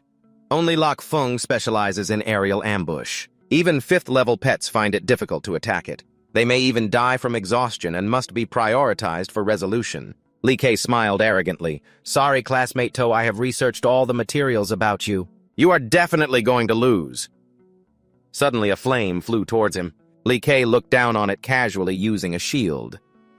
Soft and powerless. Before he finished speaking, the shield was burned to ashes, and Li Ke screamed, "I'm 20 hot!" Yending had a confident expression. "Are you done talking?" Li Ke angrily gritted his teeth. "You—" He immediately commanded the Diabo beast using piercing technique. Sharp spikes appeared and stabbed at Lok Feng. Yending quickly reacted, commanding Lok Feng dodge. She thought to herself, "It's too fast." Yendin continued to command, "Increase power quickly, escape from it, use full force attack." Lok Feng quickly dodged, flying up off the ground, escaping the attack range of Diabo. While dodging it quickly accumulated energy, counter-attacking with 2 moves, Jik Diem Fi Dio Diem Tuk Tram. Li Ke calmly commanded the Diabo beast. "Dia Tang Tu Ho." Immediately a shield appeared blocking the attack. Seeing Lok Feng's attack easily blocked, Yen Din was stunned. How is that possible? Although it's said that Earth-type pets can resist fire flames, this earthen wall is still a bit too hard. After saying this, Yan Din's dust cleared away, revealing the earthen wall without a single crack. Li Jai smugly mocked, "Now you realize the Star of the Lark on the calendar is only level 3, and dares to confront a level 4 mature Earth-type beast." "Earth prison confinement," he commanded. The commentator simultaneously analyzed the situation. It's appeared Earth prison, the specialty most familiar to Earth-type beasts. It's said to be able to crush any creature of a lower level than an Earth-type beast. Its cruelty even makes high-level pets wary by 3 parts. Seeing the attack, Yan Din quickly ordered a response. "The net is retracting." Lark thought of a way to rip a hole and quickly used a 3rd-level force enhancement skill. Despite desperately attacking, Lark still couldn't escape the net, and the net was tightening more and more. The commentator's voice rang out again. "Under Lark's attack, the Earth prison of the Earth-type beast still continues to tighten. It's too desperate now, the Earth prison is tight, even the battle pet master is in danger." The commentator recounted, "Even conceding is entirely reasonable, but contestant Su still persists." Yan Din remained resolute. Lark struggled to break free, but the more it struggled, the more wounds it had. It cried out in pain. Seeing Lark injured, Yan Din anxiously shouted, "Lark, don't struggle anymore, that will only make the injury worse." Li Jai smugly commented, "Everything is going according to my plan. Just concede the pain will immediately disappear." Seeing this, Yan Din, though unwilling, couldn't bear to let Lark be hurt. She decided to concede. I concede. Before Yan Din could officially concede, Lark let out a shriek. In its mouth, Lark gathered a powerful source of energy. Immediately, that energy was aimed forward and released, tearing the net apart, cutting through the Earth-type attack barrier, rendering it unable to act. Both Li Jai and Yan Din were astonished. Did the judges just recognize the ultimate beam shot? Li Jai was stunned. The two rocks were severed along with the voice echoing ultimate beam shot from Sue's Lark, which had comprehended an advanced level 8 skill. Just one move caused the Earth-type beast to lose its ability to act. Nanfeng also looked horrified, cautiously saying, "No way!"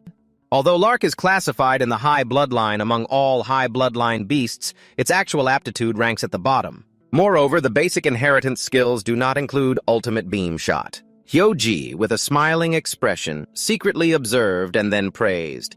No matter what, this Lark has truly done it. The most important thing is that it is still not mature. We can say it has limitless potential. The vice principal of Phoenix Mountain Academy suddenly spoke up from behind. Don't forget that this little girl's lightning mouse also once used lightning break. Nam Fong, hearing this, immediately became interested and turned to ask, "Sir Vice Principal, what is this young lady's name?" That year, suddenly, the powerful hand of Hua Ke grasped the front of his shirt, lifting Nam Fong up. Trung Jia, with a cold and sharp face, warned, "Her name is To Yen Din. I have already taken a liking to her. How could you want to snatch her away?" His gaze trembled as he looked at Hua Ke and quickly explained, "Ha ha, I was just asking a little." On the other side, the vice principal, unfazed by their actions, thought, "I never expected a genius like this to appear this year. If she can join the pioneering team, establish achievements, and gain more glory, it will be a huge support for the academy." In the stands, with thousands of people watching, someone suddenly recognized, "This is her, the girl who cultivated the garden mouse." Next to her, someone chimed in, "Damn it, my pet hasn't even mastered any advanced skills yet." Right at that moment on the battlefield, Lak Feng was surrounded by fire, letting out a loud roar which left Yen Din astonished. It has leveled up, not only comprehending the Extreme Ray level 8, but also, as a result, the battle power has increased to level 4 lower rank. Still not finished with the surprise, she immediately froze as if she couldn't believe this such a high talent. Could it really be her own Lak Feng? It shouldn't be the memory that brought Yen Din back to the day she met Tobin with the words he said, "Our store's nurturing service can not only treat wounds, but also conveniently enhance comprehension ability and improve physical condition." She thought people still have doubts to be so convenient, like this is too exaggerated. At the same time, the battle MC announced, "Round 2 Yen Din wins. Please both sides prepare for the third match." Li Kei, hearing this, stomped angrily and said, "What kind of devil luck do I have here? Clearly I was so close to winning." Third time's the charm, he gritted his teeth, starting to explode with anger and growl. Indeed, this Lak Feng is the hardest to deal with. Well, let her expand her knowledge a bit. Li Kei Tang, overly enraged, shouted, "What is real terror?" Immediately, he summoned the Wind Demon Beast, and its appearance startled Yen Din. This is the mature Wind Demon Beast with 4 wings, combat power level 5, upper rank. Above, Hoa Ko also looked very shocked. Isn't it forbidden for students to bring ferocious beasts? What if something happens? This implies that ferocious beasts are pets. Their temper is too aggressive, lacking humanity. Nam Fong heard this and sneered at her. "Hoa Ko, your thinking is too conservative. Come on, how many people die in the wasteland every year those ferocious beasts won't scream?" The match began. The vice principal from behind also spoke up. "No need to worry." He stroked his beard and calmly continued, "Our teaching staff is very strong. The referee is an advanced expert. Nothing will happen." The vice principal, watching the increasingly intense match, slowly said, "As for the Wind Demon Beast, I guess it's using some methods to be summoned. After the match, I will definitely teach that student a lesson." Li Kei, weak and desperate, commanded Thu Fong Ma Van Tung to attack, but Thu Fong Ma coldly ignored him. Seeing this, Li Kei cursed at it. "You disgusting beast." He thought to himself, "The level difference is too great. How can they not obey? Forcing a monster like this is indeed a bit reluctant." Yen Ding took this opportunity to channel energy to Lak Fu, enhancing strength and boosting wind power. Gradually, the energy intake increased, enhancing perception and strengthening defense. A good opportunity, Lak Fu directly attacked the Beastmaster, seizing the match. The deep gaze of Thu Fong Ma flashed towards Yen Din and Lak Fu. It seemed to use teleportation ability, swiftly moving towards the tiny Yen Din. Under the feet of Thu Ma Fong, unprepared, Yen Din's face turned pale too fast. The MC, focused on observing the match, was suddenly astonished. A move from Lok Fung by To was swiftly neutralized. The sharp claws of Thu Fong Ma gradually approached Yen Din. In desperation, she exclaimed, "What do you want to do?" In a flash, it left a wound on Yen Din's shoulder and arm, causing blood to seep out. At the same time, her leg was also torn, stained with blood. Hua Ko saw this scene and turned to the vice principal, asking, "What is going on?" In this round, To Yen Din has already lost. Why hasn't Thu Fong Ma stopped? On one side, where no one cared, Li Kei had lost consciousness. "It's over," someone shouted. "Damn it, Li Kei has fainted." At this moment, Thu Fong Ma frantically attacked Yen Din, causing her to panic and shout, "Stop! Stop!" The vice principal suddenly issued an order. Thu Fong Ma had completely lost control. The referee quickly suspended the match and added, "Listen immediately, go to Fong Than and command go." The bird god Fong saw the target and immediately flew to prevent the tragedy. Suddenly, a burst of red energy flashed and rushed to save Yen Din's life. Before it could be noted, the judges looked on in horror along with the voices of the audience. "The speed is too fast. What is that?" "And even faster than the phoenix bird." The discussions had not stopped. It was too much already. At this moment, when the situation was set, the MC saw this and spoke, "Lightning Mouse To contestant summons the Lightning Mouse to block the Vantung's charge." Hoako regained her composure and silently pondered something was not right. If it were a beast Tamer hit by these, they might be done for. Just now, To Yen Din did not make a move to open the gap to summon Mouse Lo Kwang. From the very beginning, it had always been on the field. But if that were the case, the ability to conceal the aura of Mouse Lo Kwang is too strong. Seeing the situation change, the host announced, "Then the third round of the match begins. The Beast Wind Demon starts to attack."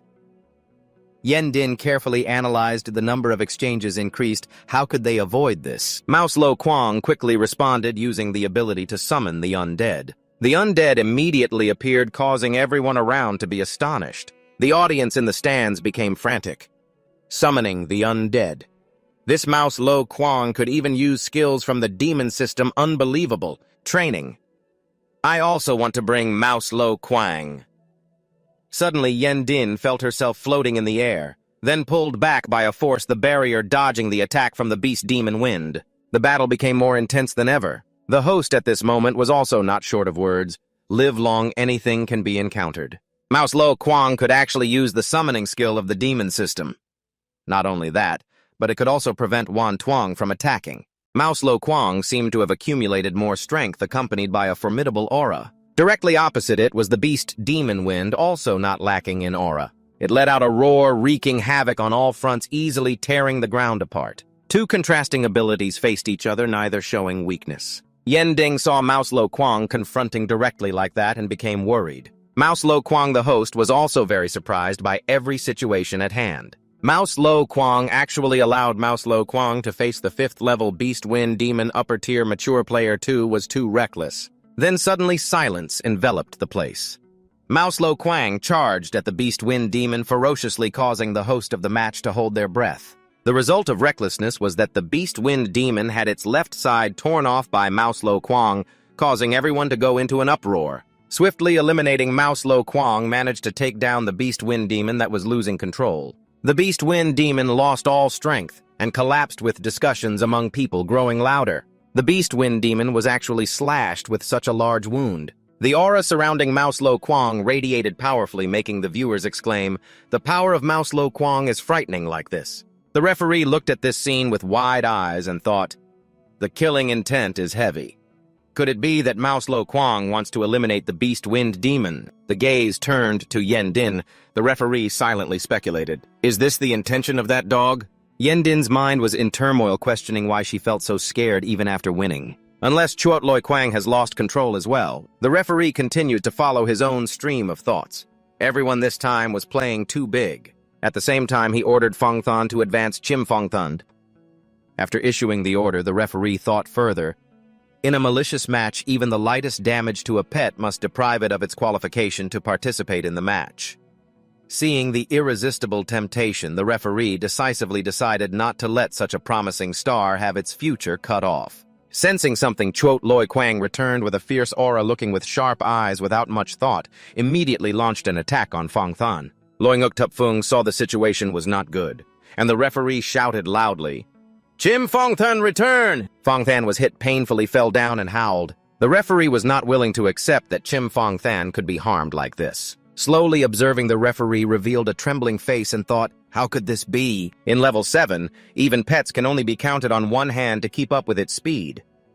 Not to mention, Chuot Loi Kwang, the audience above, couldn't help but be thrilled to witness the scene in front of them with Loi Nguk Ten Fung. It is said that once trapped by Loi Nguk, one will immediately be pierced by Van Loi. Even the pet of the rock system cannot handle it. The deputy principal looked on and wondered, if Chuot Loi Kwang could confidently grasp Loi Duan level 7, that would be exceptional.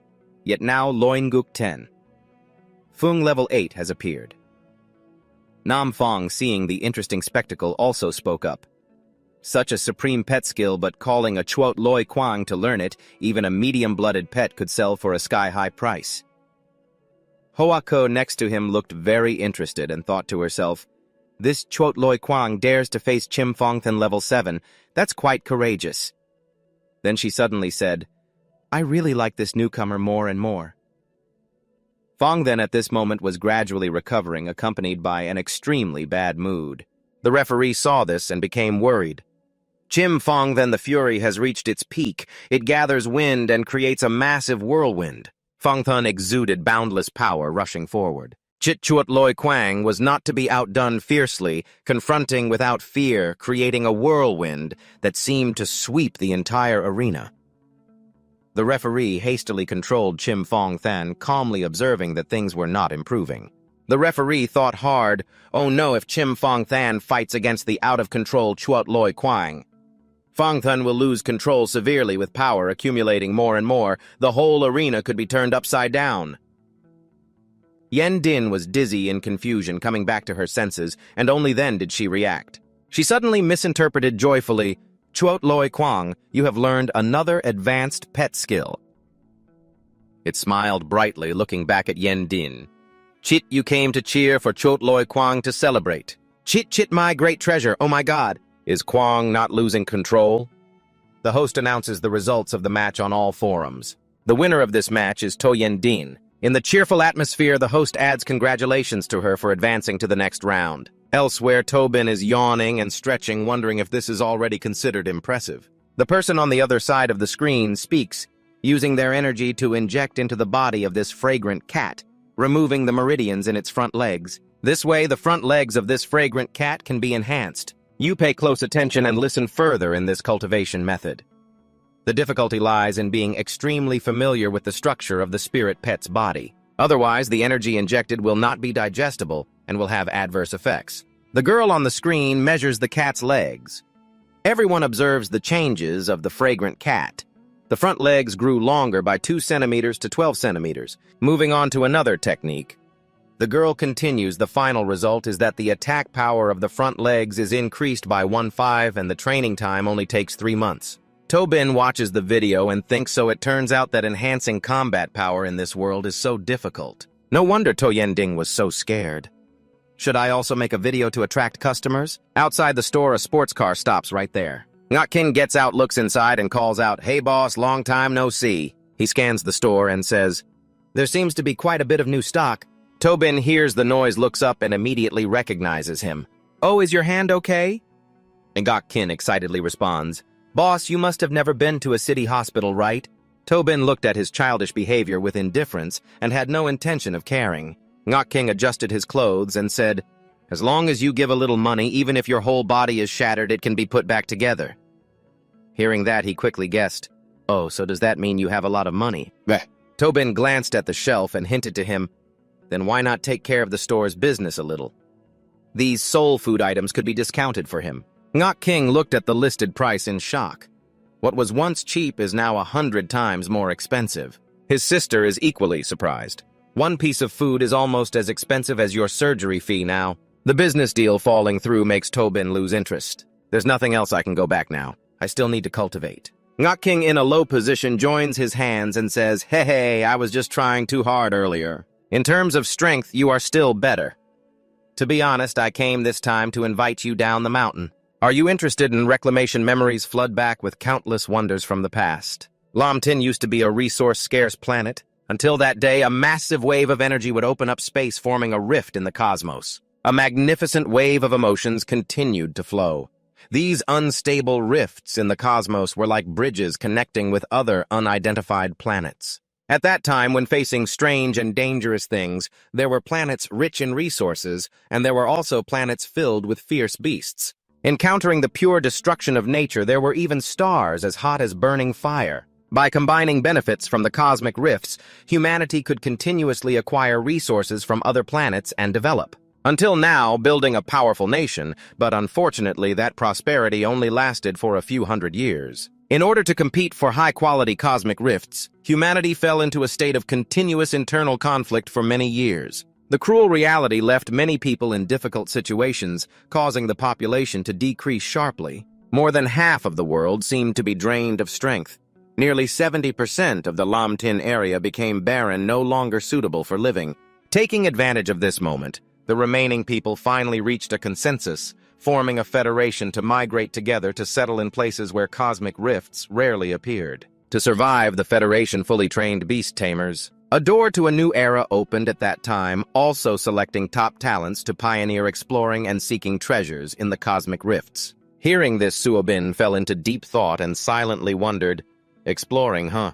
Ngok King sneakily looked at his expression and added, "Actually, last night a new cosmic rift appeared outside the Longjiang city base.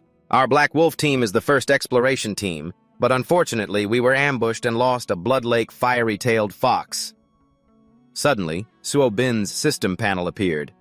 "Congratulations, host, you have activated the side mission to find the lost beast.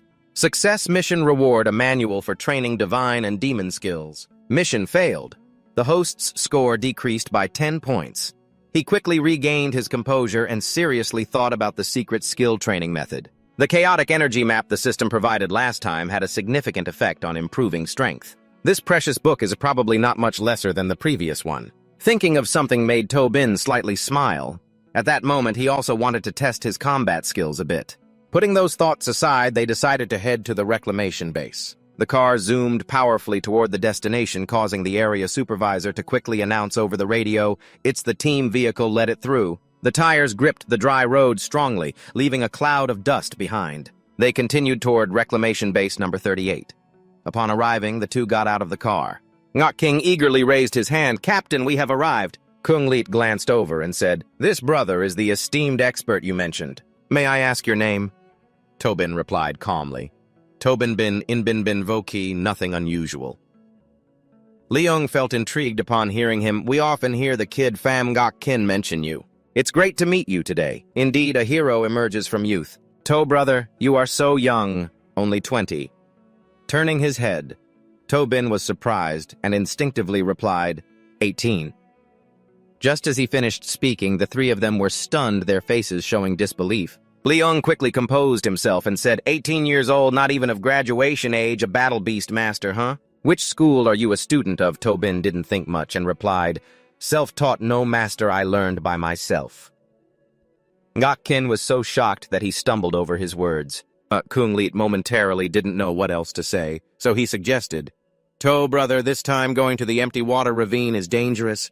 You need to register your identity before joining our team. Moreover, for the convenience of cooperation in battle, we hope you can let us get to know your battle beast.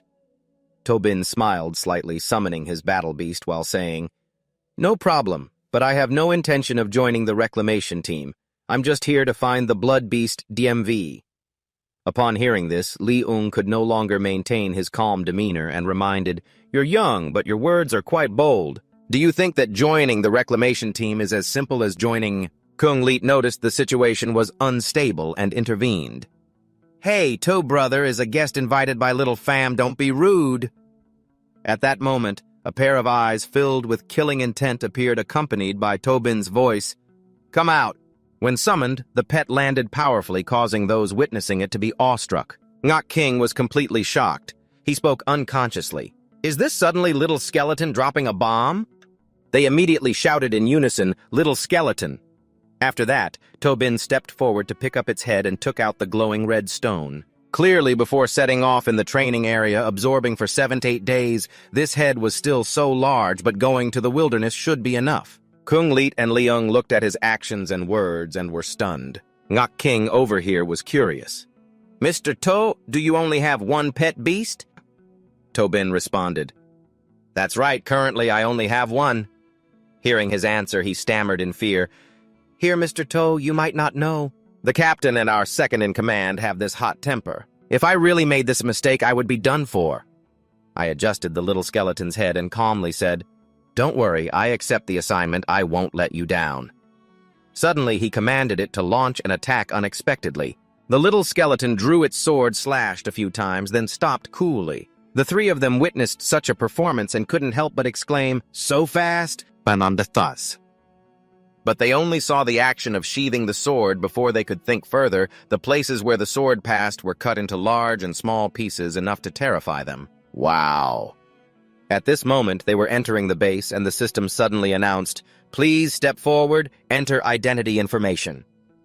Tobin followed the system's request, and it began to scan for face recognition. As he was being recognized when the recognition was complete, the system's voice rang out, "Hello, Tobin." Then the screen displayed the information, Tobin, male, 18 years old, Long Dragon Kindergarten, St. Juan Primary School, St. Juan Middle School, Bakvat High School, lineage beast tamer, no clan, father To Vien Sun, mother Li Tenyu, sister To Long Wit. Then continued to announce, received authorization to register as a temporary developer. Hearing the announcement, he wondered, "So that's all?" Ngok King next to him looked at Tobin's profile and had countless questions. Ordinary high school, yet really relying on self-awakening to become a beast tamer. Moreover, really only 18 years old. Leung saw his expression like that and reminded him, "Don't celebrate too early. Temporary developers can accumulate merits while developing, but do not have the privileges of official developers. If they commit any wrongdoing outside, they will still be punished like ordinary people." Ngok Kin saw Tobin still standing there and said, "Mr. To, let's go this way." He added with a smug expression, "Don't worry, Mr. To. If you ever get caught, I will definitely bail you out. No need to thank me. I, as a developer, still have some privileges." Tobin heard clearly, but did not show any expression, thinking all day about breaking his privileges. These people are truly hopeless, rescuing them towards the Federal Development Warehouse. The door gradually opened heavily. When the door opened completely, Tobin glanced inside and was astonished. This is the inside of the Federal Development Warehouse containing strange items. Kung Lit pointed to the thousands of items behind and said, "Brother To, the wilderness area is particularly dangerous. Choose a few treasures for self-defense. I'll treat you." Tobin, still in shock, thought that they were all ordinary treasures not seen in the market. Seeing the look on his face, he chuckled and said, "Of course, the ones that are too expensive, you understand." Tobin came to his senses and happily replied, "Got it." Ngok Kin, observing around, couldn't help but be amazed. Every time he came to the treasure warehouse, it really broadened his horizons. Tobin approached the item thinking to himself that some were even as beautiful as the treasures from the training area, unless they were also collected from another realm. Seeing him hesitate, Kung Lit had to speak up. "It's been quite a while, Brother To. Have you made your choice?" Tobin wasn't interested in other defensive items, and then he pointed to something nearby. "Just give me these." Ngok Kin was astonished when he saw the item. This is an item contained in a glass case. It is the basic technique. Furthermore, it is the basic technique for Battle Beast Masters from level 1 to 6. A level 1 treasure. The labor cost is 10, like a joke that made Leung laugh heartily. Ngok King, what kind of person are you inviting, haha? Kung Lit also burst out laughing. Ngok Kin, feeling flustered, quickly said, "Hey, Boss To, we need to go to that wilderness area now. The captain is worried you might get hurt, so you should take armor and weapons." "Why did you choose a technique for cultivation?" Seeing his exaggerated reaction, Tobin calmly replied, "Before succeeding, I don't want to owe too much to others. You can rest assured I have a firm grasp of Kung Lit," he observed Tobin quietly. "Techniques are something you cultivate for a long time. This person either has no brains or knows very well about his own strength. Oh, I hope it's the latter." Receiving another item in hand made him confused. This is Ngok Kin quickly explaining to him, This is a gift from the captain. It can block most attacks from level 5 Beastmasters. If our Black Wolf team fails again, it will be very embarrassing. Hearing that Tobin's eyes became deeper and he replied he understands. A long time passed and the sky had turned dark. Moving to the void water crevice, the ground here was dry and rocky, scattered into pieces, making it very difficult to traverse. Tobin was walking when he paused slightly, asking, "Regarding this void water crevice, how much do you understand?" Ngok King looked ahead and replied, "The danger level is temporarily rated as Class B. Typically, there are demonic beasts hiding, and no rare mineral deposits have been discovered yet." Hearing the answer, he immediately thought, demonic system. "I guess I've come to the right place." Then he continued speaking, saying, "At that time, there were 2 seriously injured people who will fill the vacancy of the other person. They finally moved up above." He then cautiously reminded the remaining assistant, "The 2 coming are said to be ruthless. You must not anger him." Suddenly, a giant foot of a bird swooped down, landing right in front of the creature of Tobin and Ngok Kin. He panicked and lost his balance, causing Tobin to feel like he was falling. Then he exclaimed in shock, "Who is it over there that they don't look at?" Then he teased, "You guys are so slow. I've been waiting so long I almost fell asleep." Suddenly, the scenery here fell silent, as if blending into the darkness. Tobin managed to support Ngok King and said, "I've got you." He looked at him and still spoke confidently. "Yeah, luckily my composure is strong.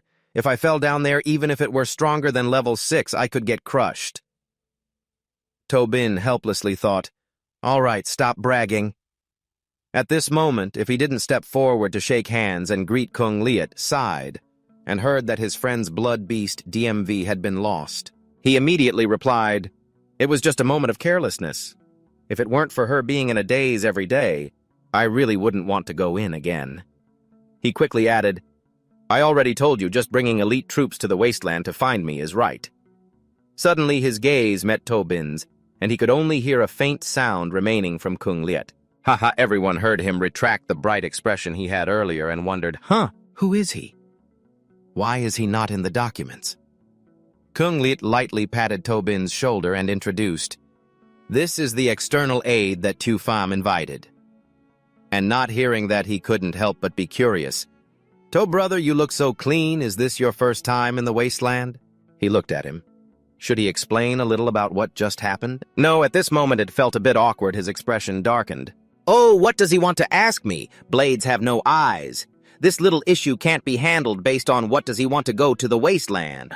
Kung Liet heard this and replied, "Hey, To brother. Although he is not a formal pioneer, he understands the habits of spirit beasts very well. His strength can be considered to have passed the test." He spoke with a tone of sarcasm. If passing the test is enough, then anyone could become a pioneer. Once we enter, everyone will listen to my command. Otherwise, don't blame me for being ruthless then." Without glancing at Tobin, he thought, "That brat dares to glare at me." Kung Liet continued to assure without paying attention to Tobin's expression behind him. "Don't worry about this. I brought him, of course I will manage him well." Not seeing the fierce glint in Tobin's eyes, he hesitated. "What's wrong?" This kid's cold gaze made him feel as if he was looking at a corpse. He then questioned, "Is he really the first person to enter the wasteland from those in the pioneering team entering through the cracks in the cosmic rift?" Ngok King showed an embarrassed expression. He quickly explained to Tobin, "Boss To, as pioneers, we are all straightforward people. Don't take it to heart." Tobin showed understanding, replied nonchalantly, then said, "Because my way of thinking coincidentally is the same as his." Soon after everyone had entered the crack, Ting Kung Liet commanded, "Increase the light. We are in another planet now, and without warning we have not detected any fierce beasts. Stay close." At this moment, Kung Liet directed us to go through that forest. Leung quickly responded, "Yes."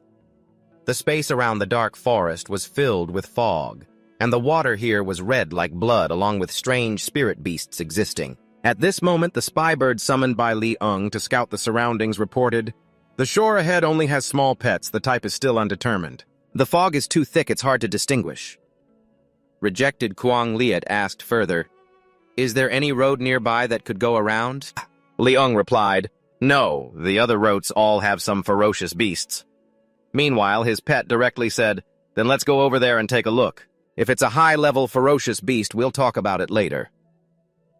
The night vision device helped the whole group see the spirit beast hiding on one side, observing. Kwang Liet identified it as an adult mountain tiger, estimating its combat power to be around level 5, but lacking confidence, said, just kill it directly, quick victory. Kwang Liet reminded, don't stay here too long.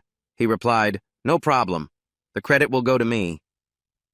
Bin sensed something was off and quickly stopped. Wait a minute. Are you sure you're not mistaken? Let me borrow the night vision device to take a look. And without hiding his displeasure, asked back, what do you mean are you doubting our judgment? Bin calmly explained, mountain tigers drink very little water, mainly relying on eating small insects to supplement their water intake. Moreover, everyone be careful to sense the surrounding temperature with this weather. Mountain tigers won't casually come out to move around. Gak-kin also agreed. That's right, mountain tigers are tropical spirit pets.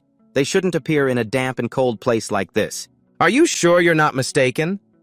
Liung confidently replied, I saw it was definitely a mountain tiger. Meanwhile, he didn't check again and looked down on it, saying it was indeed a mountain tiger, and the amateur commander was just wasting time. Immediately, he ordered to kill it. Chan Sam Kwada immediately aimed at the mountain tiger and attacked. Suddenly, the outer skin of the mountain tiger burned away, revealing a dry skeleton along with countless tentacles. At this moment, Kwang Liet quickly realized that the mountain tiger was already dead. It couldn't have been disguised as a mountain tiger. Just as he finished his sentence, Chan Sam Kwada bit tightly onto the dead mountain tiger. Seeing this, Bin quickly reminded Lam Mak, if you don't tell it to let go, quickly retreat immediately or it will die. Meanwhile, he angrily shouted, who do you think you are? When will it be your turn to give me orders? Suddenly, Chan Sam Kwada's eyes were invaded by a black liquid. It was in pain, screaming and struggling. Zeta Kwang Liet quickly asked, to Huindi, you mentioned soul beasts earlier. I rarely encounter demon-type pets. Could you explain a bit? Bin explained, mature soul beasts have level 7 combat power, often disguising themselves as weak beasts to lure prey to them. Once they enter the prey's body, they will quickly dissolve from the inside. Hearing this, he replied, to Huindi, if it's level 7, let's act together. Bin declined Kwang Liet's suggestion, continuing, no, the most terrifying thing about soul beasts is not themselves, but what is symbiotic with them, blood. Soul beasts. Ngok was horrified and asked in confusion, soul beasts, blood, soul beasts. Wait a moment, Boss To, what are you talking about? Bin further explained, where spirit beasts appear, there are usually blood beasts lurking. In the midst of everyone's panic, Bin voiced his speculation, if I'm not mistaken, that lake is not water but blood. As soon as Bin finished speaking, Chansum Kwada was overwhelmed by a blood beast lying in the lake. Seeing its prey, the blood beast gradually revealed itself without panic. Chansum Kwada's consciousness has been severed, monster. Bin shouted, hurry! The level 7 blood beast is providing nutrients to this blood beast at least level 9, maybe even royal beast. As soon as Bin finished speaking, the blood beast fully revealed itself and quickly attacked the fleeing group of Bin. They frantically summoned their beasts, the bloodthirsty Malang beast. The snake branch. Long Kung Liet ordered, everyone hurry up. He immediately directed Leung to plan the escape route behind. The blood beast was quickly chasing after them, sensing the signal from its beast. Leung quickly replied, there are 2 paths. To the east, there are several unidentified ferocious beasts. To the west, it is temporarily safe. The west is the location of the crystal water crevice. The east is where the blood beast lake DMV went missing. Leung anxiously asked, which way should we go now? Kung Liet helplessly said, damn, is there really no other option but to shout? Withdraw to the west. I've already lost a beast. If we recklessly go deeper, it's like seeking our own death. Kung Liet turned to Bin and asked, Brother To, what do you think? Bin smiled confidently. My suggestion is to head east directly without panic. What did you say again? Not shout loudly. Are you crazy? Just one blood beast, haven't we had enough? On the other side, Leung also agreed. Yes, Captain. I also agree to withdraw. Kung Liet looked at Bin and asked again, "Brother To, are you serious? If we go the wrong way..." He replied seriously, "I am not joking at all. If you still want to find the blood lake to return, then trust me. Hurry. There's no time left." Hearing this, Kung Liet decided, "I hope this is not the final decision of my life." Then he ordered, "Leung to the east." Leung responded, "Yes." Kung Liet continued to command into the canyon, and everyone quickly advanced deep into the canyon. Behind the blood beast was still closely pursuing, determined not to let go of its prey. Suddenly, Leung's face changed. "Report, Captain. The ferocious beasts in the canyon have all actively fled." Along with his words, all the ferocious beasts on the map had retreated. Kung Liet looked towards the blood beast, gritting his teeth, and said, "Realize that the blood beast was behind us, so Kin Yi Vian Chi, why didn't you understand what Kung Liet saw?" He exclaimed in surprise. Everyone realizes that after entering the canyon, the blood beast's speed gradually slows down, and its desire to pursue decreases. It's not hard to believe, he inquired, the blood beast's desire to chase has weakened. Tobin said in surprise, "How can that be? Although the blood beast has a high combat power, it is not the type that actively hunts." He explained further, "It prefers to lure through the spirit beasts for prey to come to it willingly. Moreover, this canyon is too narrow for it. We are not some exquisite delicacies. Only a fool would leave free food outside, especially to burrow underground for stimulation." Kung Liet turned his head and thought, "That's right, if I had such deep understanding, I wouldn't choose to retreat without seeing." Kung Liet looked at him and shouted, "Hey, why are you looking at me? I don't know the characteristics of the blood beast." Right after that, Leung reported, "Captain, we are about to reach the Bloodmit Lake, but there is a fierce beast lingering at the exit of the canyon." Tobin asked, "Did you hear that?" Without being dazed, he continued, "Bring me the night vision equipment." Although annoyed, he still handed it to Tobin. "Don't get cocky with me, take it, you poor ghost." Tobin took the night vision device and replied, "Thank you." Activating the device, the system's voice sounded, "The night vision image enhancement software has been installed." In front of him, a spirit beast appeared holding a wicked, evil sword. Recognizing that spirit beast, Tobin said, "It is a fully grown death soul wraith, predicted combat power level 5. Kung Liet anxiously asked, "Is it of the evil system? Is there going to be any problem?" Tobin replied, "Don't worry, I've already made my move." Saying that, he summoned Little Skeleton and commanded, "Act as usual." Receiving the order, Little Skeleton quickly drew its bone sword and approached that level 5 spirit beast. As soon as it got close enough, Little Skeleton suddenly burst forth with speed, immediately employing intermediate swordsmanship.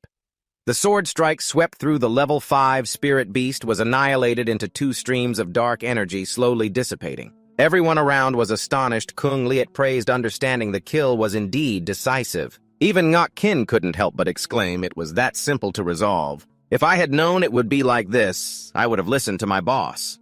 The appearance without composure is just luck. I can do this kind of mixed fish too, but he secretly envied, tightly holding back to show off. After a while, the whole group had exited the canyon. Appearing before them was a magnificent mountain towering into the sky. Seeing the mountain, Kung Liet's expression became serious and said, "This giant mountain is extremely dangerous. Last time we encountered an unidentified high-level fierce beast here and lost track of the blood lake."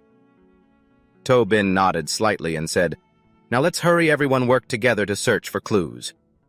Immediately, all the scouting spirit beasts were summoned and everyone split up to search widely. A while later, one spirit beast discovered something and shouted loudly to attract attention.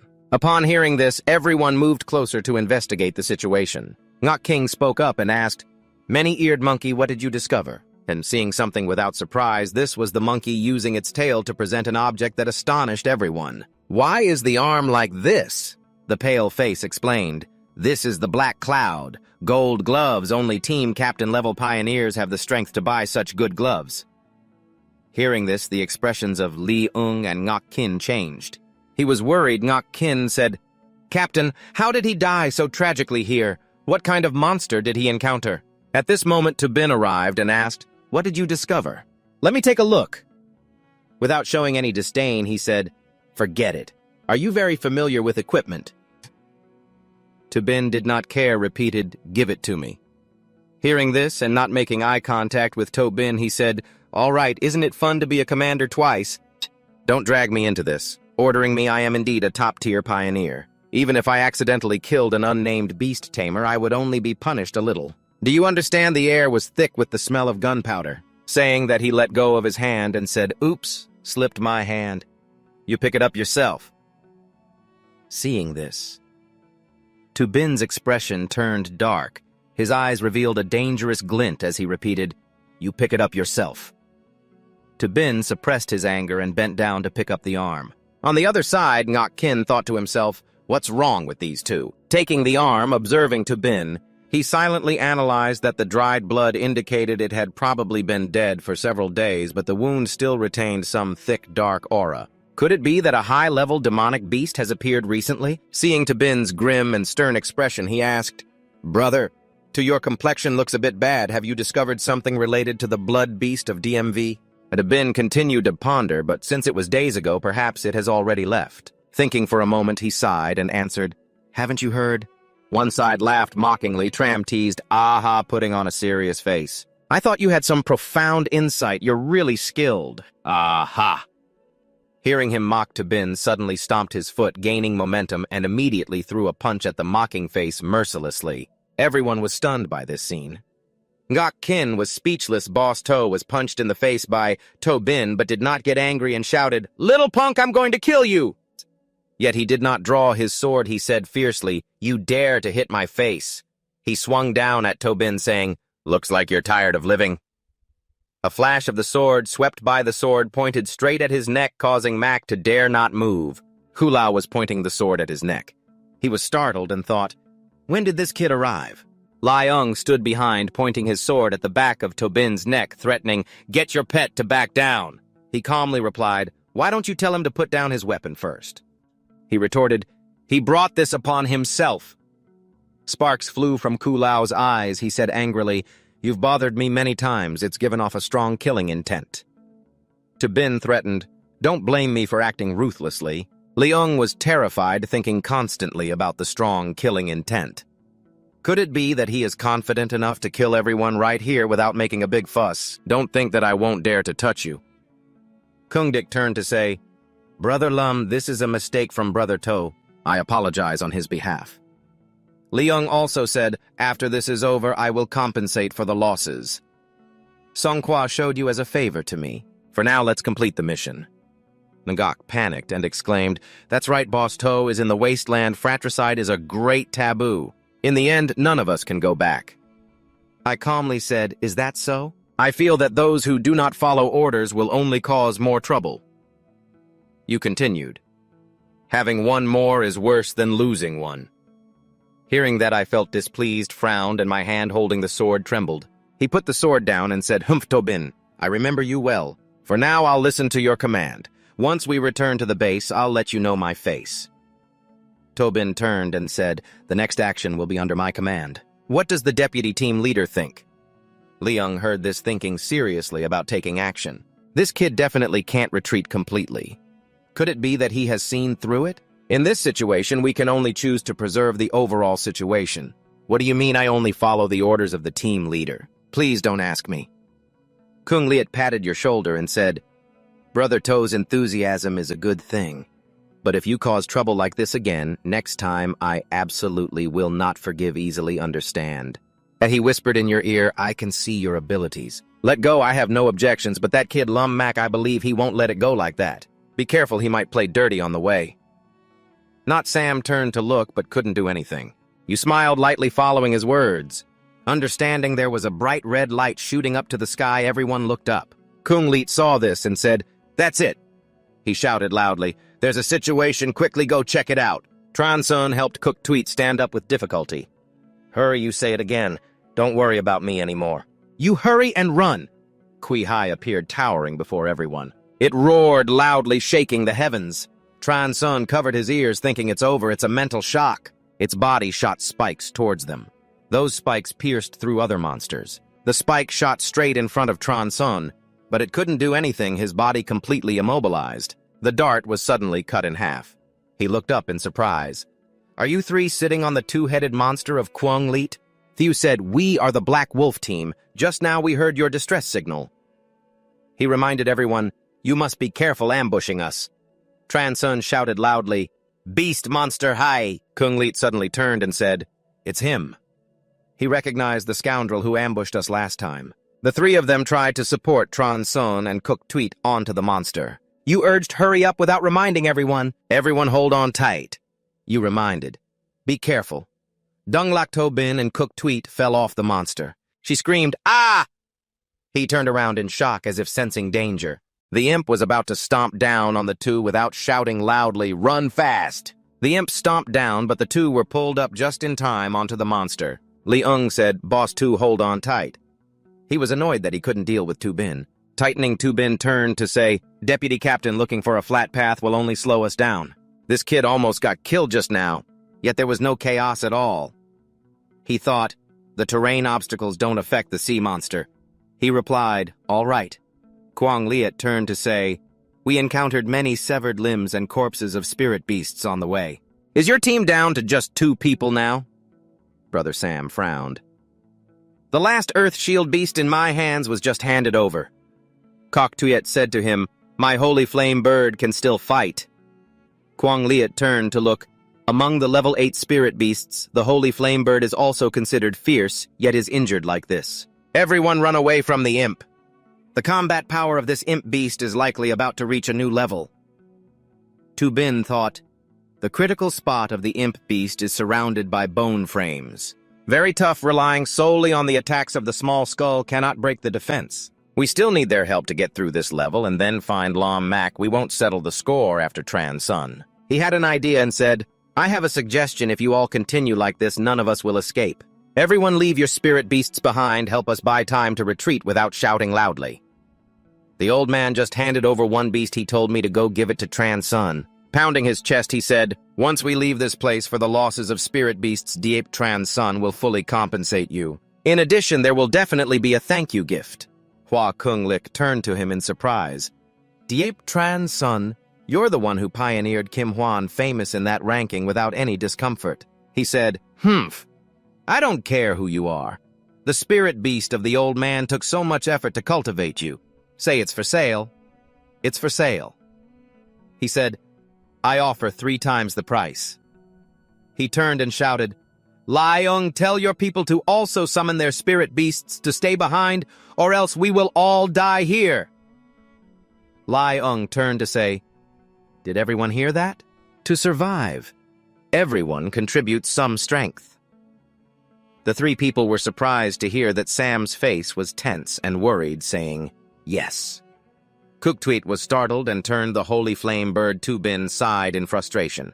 He jumped off the monster without hesitation. Tu Bin and the skull softly landed standing tall in front of the imp. Hainguk gasped and shouted, "Boss Tu!" But no. Sam thought, "You fool, you want to show off as a hero, right? Then you go die here by yourself. I will absolutely not let others stop to save you." Suddenly, hands sprouted from the ground. Everyone gasped and shouted, "What is that?" The skeletons began to rise from the ground. Everyone exclaimed loudly, "Not good, we are surrounded." The monsters stood straight in front of everyone. Quang Liat was sweating and said, "There's no reaction at all. Could it be they are not here to attack us?" Tu Bin shouted, "Captain, your pet has been with you for so long. This is the soul servant of yours." He continued with a grim face, "Throwing it away like this is a bit too scary." Tu Bin stood there commanding loudly, urging the whole army to attack the Skull Legion. Starting to advance, the sea skeleton demon rushed to the back of the small skeleton demon, hiding from the side, entering the battlefield, concealing its breath, launching a surprise attack. The skeleton demon lifted its foot and stomped down hard. Everyone was surprised to tell each other, "A level 1 skeleton demon can actually gain the upper hand against a small skull." Kang Li jumped down, saying, "Following Brother Tu, I'll help you." Ngak Kin also joined in, "Following the captain, I'm coming too." Leung reported, "The captain is also charging up, we should too." He frowned unhappily, saying, "What?" He shouted back, "Being led by this newcomer." Kang Li said, "The bloodthirsty beast is thirsty for blood."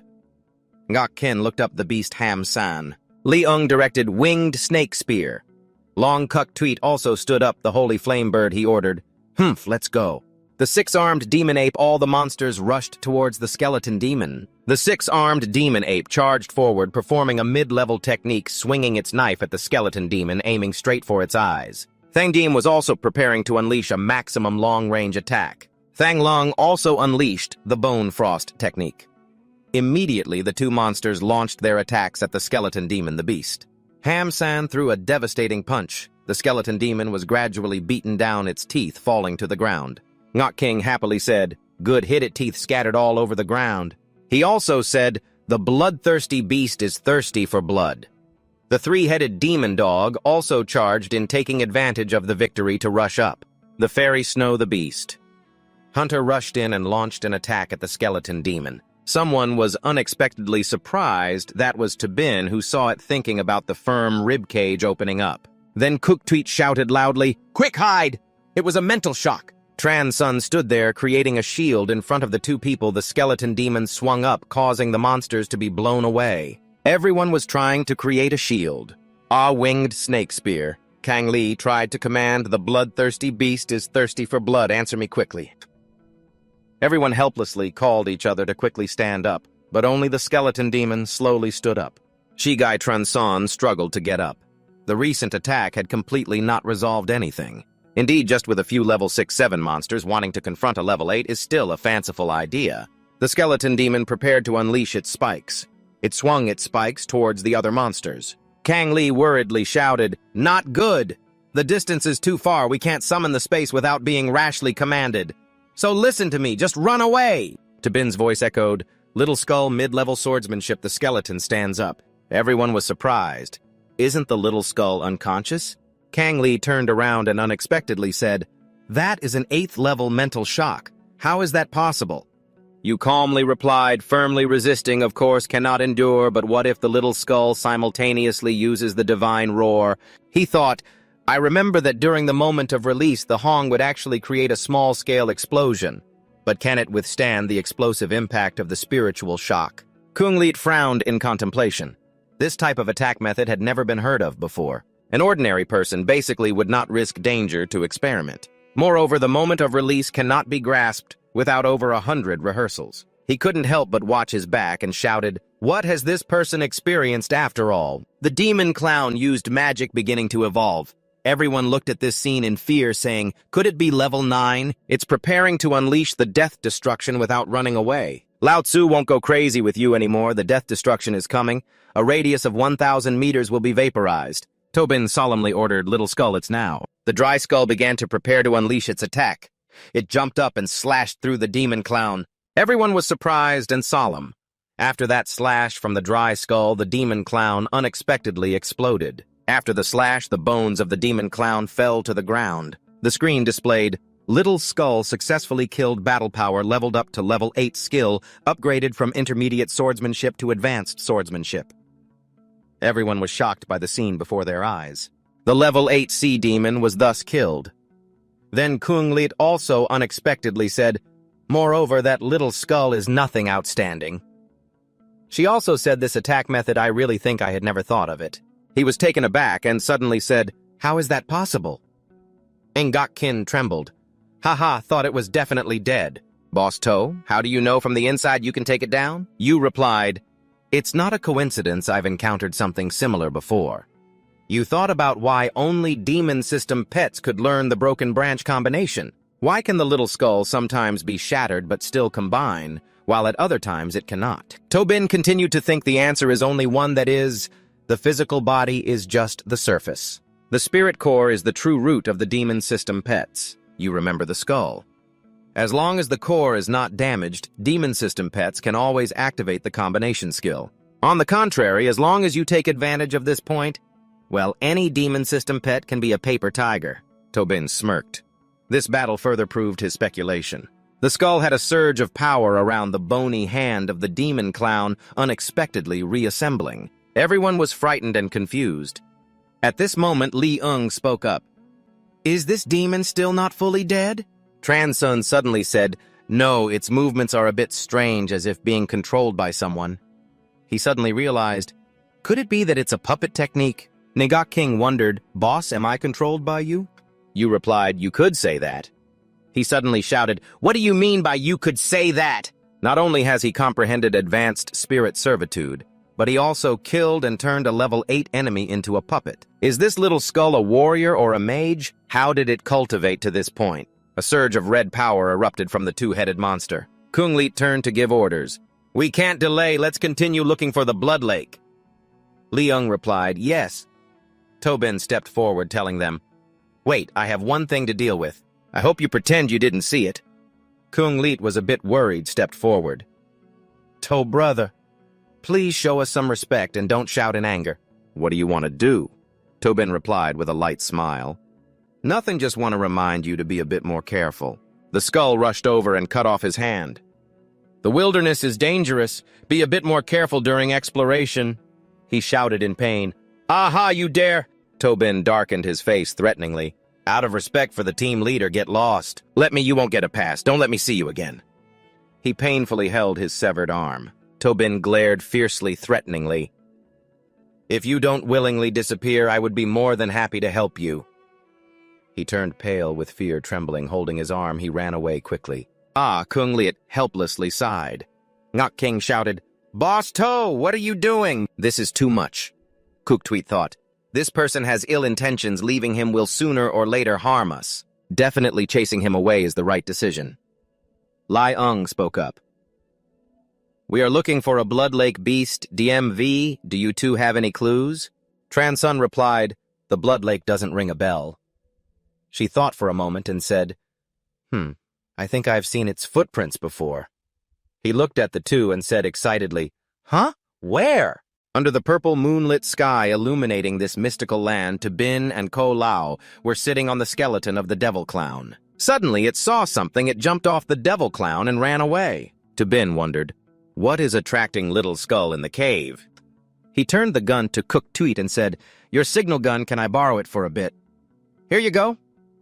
I took the gun from her and shot it into the sky. The light from the gun illuminated everything, and everyone saw a ghost beast lying there. That is Kwanglit, visibly cheerful, found it. Everyone slid down from the edge of the rock. He patted its head and said, "You made it really easy to find me." Kwanglit turned around. "The mission is complete. Let's prepare to head back." He raised his hand. "Wait a little longer." He wondered, "To Hundi?" Tabin touched the stone in front of him, suspiciously replied, "It seems like something is hidden here." Ngok Kin approached the stone and activated the device. "Let me take a look." The analysis screen appeared before him. Unknown element content 91.214%, uranium content 0.002%, gold content 2.902%, silver content 1.123%, iron content 3.231%, nitrogen content 0.001%. Ngok Kin turned to tell everyone that no matching results were found among the known elements. "This is an unprecedented mineral." Kwanglit replied, "Oh, I know." I noticed their surprised attitude and asked him, "Why are they not reacting?" Ngok Kin winked and explained, "Haha, I forgot, it's your first time in our pioneering team. If rare minerals can be discovered, then it will definitely be profitable, no doubt." He gestured with his hands. "But the pure water crevice can lead to the entire cosmic realm. The chances of encountering high-grade minerals are slim, like panning for gold in sand." Then Ngok Kin shrugged. "Such precious mining time, who would be willing to waste it? So basically, just report a little when we get back. The federal government will send someone else to take samples." Tabin smiled slightly. Little Skull's enthusiasm for this mineral definitely indicated it was not ordinary. "Before this mineral slab reaches the government, isn't it all mine to enjoy?" The notification screen appeared. "Mission complete, reward for the mission Golden Crow Demon." A Kuktweet approached and said to Tobin, "Boss, to here is my business card." Kuktweet brushed her hair, smiling warmly, inviting, "If you're interested, I hope you can visit our academy. I want to introduce you to our principal." He took the business card and with a somewhat helpless expression said, "Thank you for your kind offer," but thought to himself, "Even after crossing over, I still can't overcome fate. I have to read books." Tabin raised his hand to bid her farewell. "The more I see this, the more curious I am about the props given by the system." At the same time, he said to Cook Tweet, I still have things to do. Let's talk in detail next time. She unexpectedly replied, Wait a moment. Watching his figure disappear, she said decisively like that. Cook Tweet sighed, Maybe we should be more decisive. It would be better to invite him to Fungsun as a guide. The next morning, Tu Bin yawned tiredly. Suddenly, a sharp eye stared at him. Lang Nguyen crossed her arms. Her angry face asked, You're up this early? You didn't stay up all night, did you?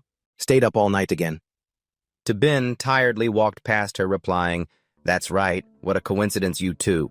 Lang Nguyen stuck out her tongue teasingly at him. Who has a coincidence with you? My useless brother, I wake up early every morning to exercise. Tu Bin ignored her, tiredly walking upstairs. That's impressive, I'm proud of you. Hearing this, Lang Nguyen blushed, stamping her foot in frustration. Yeah, who needs you to be proud?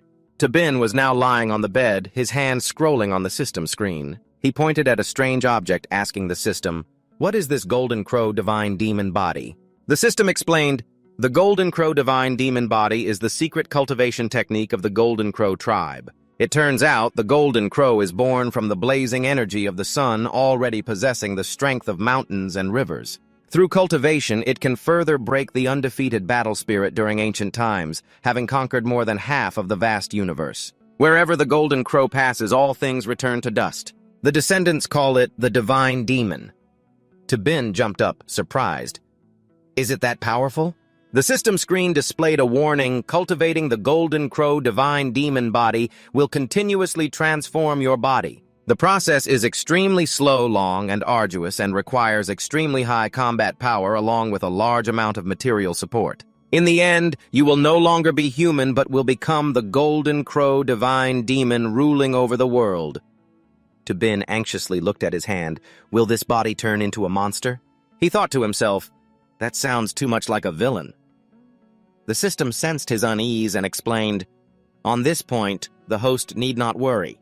After cultivating into a golden crow, the body will be formed from pure energy, and you can retain your original form based on your preferences, which will not affect your normal life. Tu Bin pondered, Where is normal life? Is there still a normal life? He remembered the things that had happened in the past.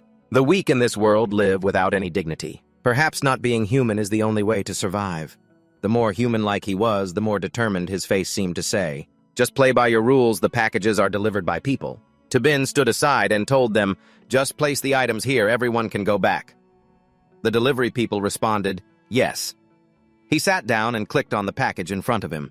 The items from the Federation warehouse are delivered right to the door, it's really convenient. The package sounded recognition successful. Tu Bin unleashed a surge of power while mining, killing a few ferocious beasts to earn contributions. Just in time, he bought a light military uniform to wear over the activated original armor. It can be based on the vitality of clothing to upgrade defense suitable for oneself, resisting attacks from level 1 to 7. You are wrapped around by pieces of armor. Tu Bin looked at the opened crates and said, The training materials for the first level of the Golden Crow Divine Demon Body have also been fully collected. The effectiveness compared to going to the training area is significantly higher. He considered that most of the materials and vitality needed for the Golden Crow Divine Demon Body could be obtained from the developed warehouse and the chaotic vitality map. After upgrading the Divine Demon Body, it can explore many more dangerous places in the wasteland and the chaotic vitality map. The perfect circle closed. Tu Bin looked at the fossils in the crate. The remaining issue is these minerals. He picked one up and asked the system, The nurturing cage requires an upgrade fee, right? The system immediately replied, That's right, both upgrading and maintaining the nurturing cage require the host to pay with energy points. So, Tu Bin smiled lightly. What if I use these minerals to renovate the nurturing cage? Can the materials I provide reduce the upgrade costs? Nah. His eyes darkened, all for the purpose of nurturing a stronger spirit pet. The system screen displayed that new authority had been unlocked. Renovating the nurturing cage after collecting enough designated materials requires only paying 20% of the energy needed for upgrading the nurturing cage. At the same time, a fully equipped nurturing cage will have additional new effects. 2 upgrades for the nurturing cage. Dark Ming Stone, 200 on 98 pebbles, 70 on the giant beast's bone. 30 on the Soul Team 1, on the Energy 200 on 58. The effect can significantly increase the aptitude and combat power of the spirit pet, adding a bit of healing recognition for all non-life-threatening injuries. Not for evil spirit pets, the effect received is 50%. For evil spirit pets, the effect received is 70%. Tobin was happy. It really could renovate with quite a high degree of freedom. He told the system that although the side effects were quite serious, the effects were so good. Tobin touched the fossils. These materials were quite easy to find in the developed base. He clicked his tongue. Energy was only focused on training, and the shop was about to close soon. Yending received his call. She was surprised to hear that the Little Peach Spirit Pet Shop had actively contacted her. She answered the call, saying to him, "Boss, you are looking for me." Tobin asked, "Hey, are you satisfied with the training results of the lightning rat?" Yending happily replied, Yes, extremely satisfied. I don't even know how to thank you." Tobin spoke up. "Oh, just in time, I need you to help me with something." She was a bit surprised, thinking, the boss needs my help? The opportunity to get closer has come. She immediately agreed, saying, "Boss, just say it. As long as it's within my ability, I will definitely help." He stated his request, "I want to shoot a short video with you." Yending, upon hearing this, was surprised. Her face flushed. She suddenly thought of some inappropriate things a short video could it be. Blushing, she stammered, Shoot for what?" Tobin replied, "Of course it's to become famous." "Are you coming?" Yending shyly covered the clock and spoke softly. You lost your patience, and replied, "If you don't come, I'll find someone else." Her face turned bright red, and finally she responded, "Yes, I understand." Yendin walked over in a somewhat revealing outfit and said, "Boss, I'm here." Tobin, sitting at the desk, replied, "Oh, you came." Upon seeing her, you coughed lightly and said, "You look quite beautiful today." Yendin shyly responded, "Didn't you say you wanted to shoot a short video?" I calmly said, "As long as it doesn't affect the performance, it's fine. Quickly call Chuot Loi Kwang over here." Yending looked a bit surprised and asked, "Chuot Loi Kwang?" She covered her mouth and exclaimed, "It can't be with me, that's unrealistic, right?" I replied, somewhat confused by her words. "Why is it unrealistic? I just need to shoot you summoning Chuot Loi Kwang, then releasing Loi Doan Loi theme is enough." At this moment, Yendin was stunned. "Oh, is it enough to just shoot these?" Tobin said, "If not, then what? What else do you think we should shoot? Only this Chuot Loi Kwang can prove my training effectiveness." She didn't forget to bring it, did she? She was sweating and hurriedly replied, I brought it. Chuot Loi Kwang poked its head out at this moment. Yending seemed to remember something.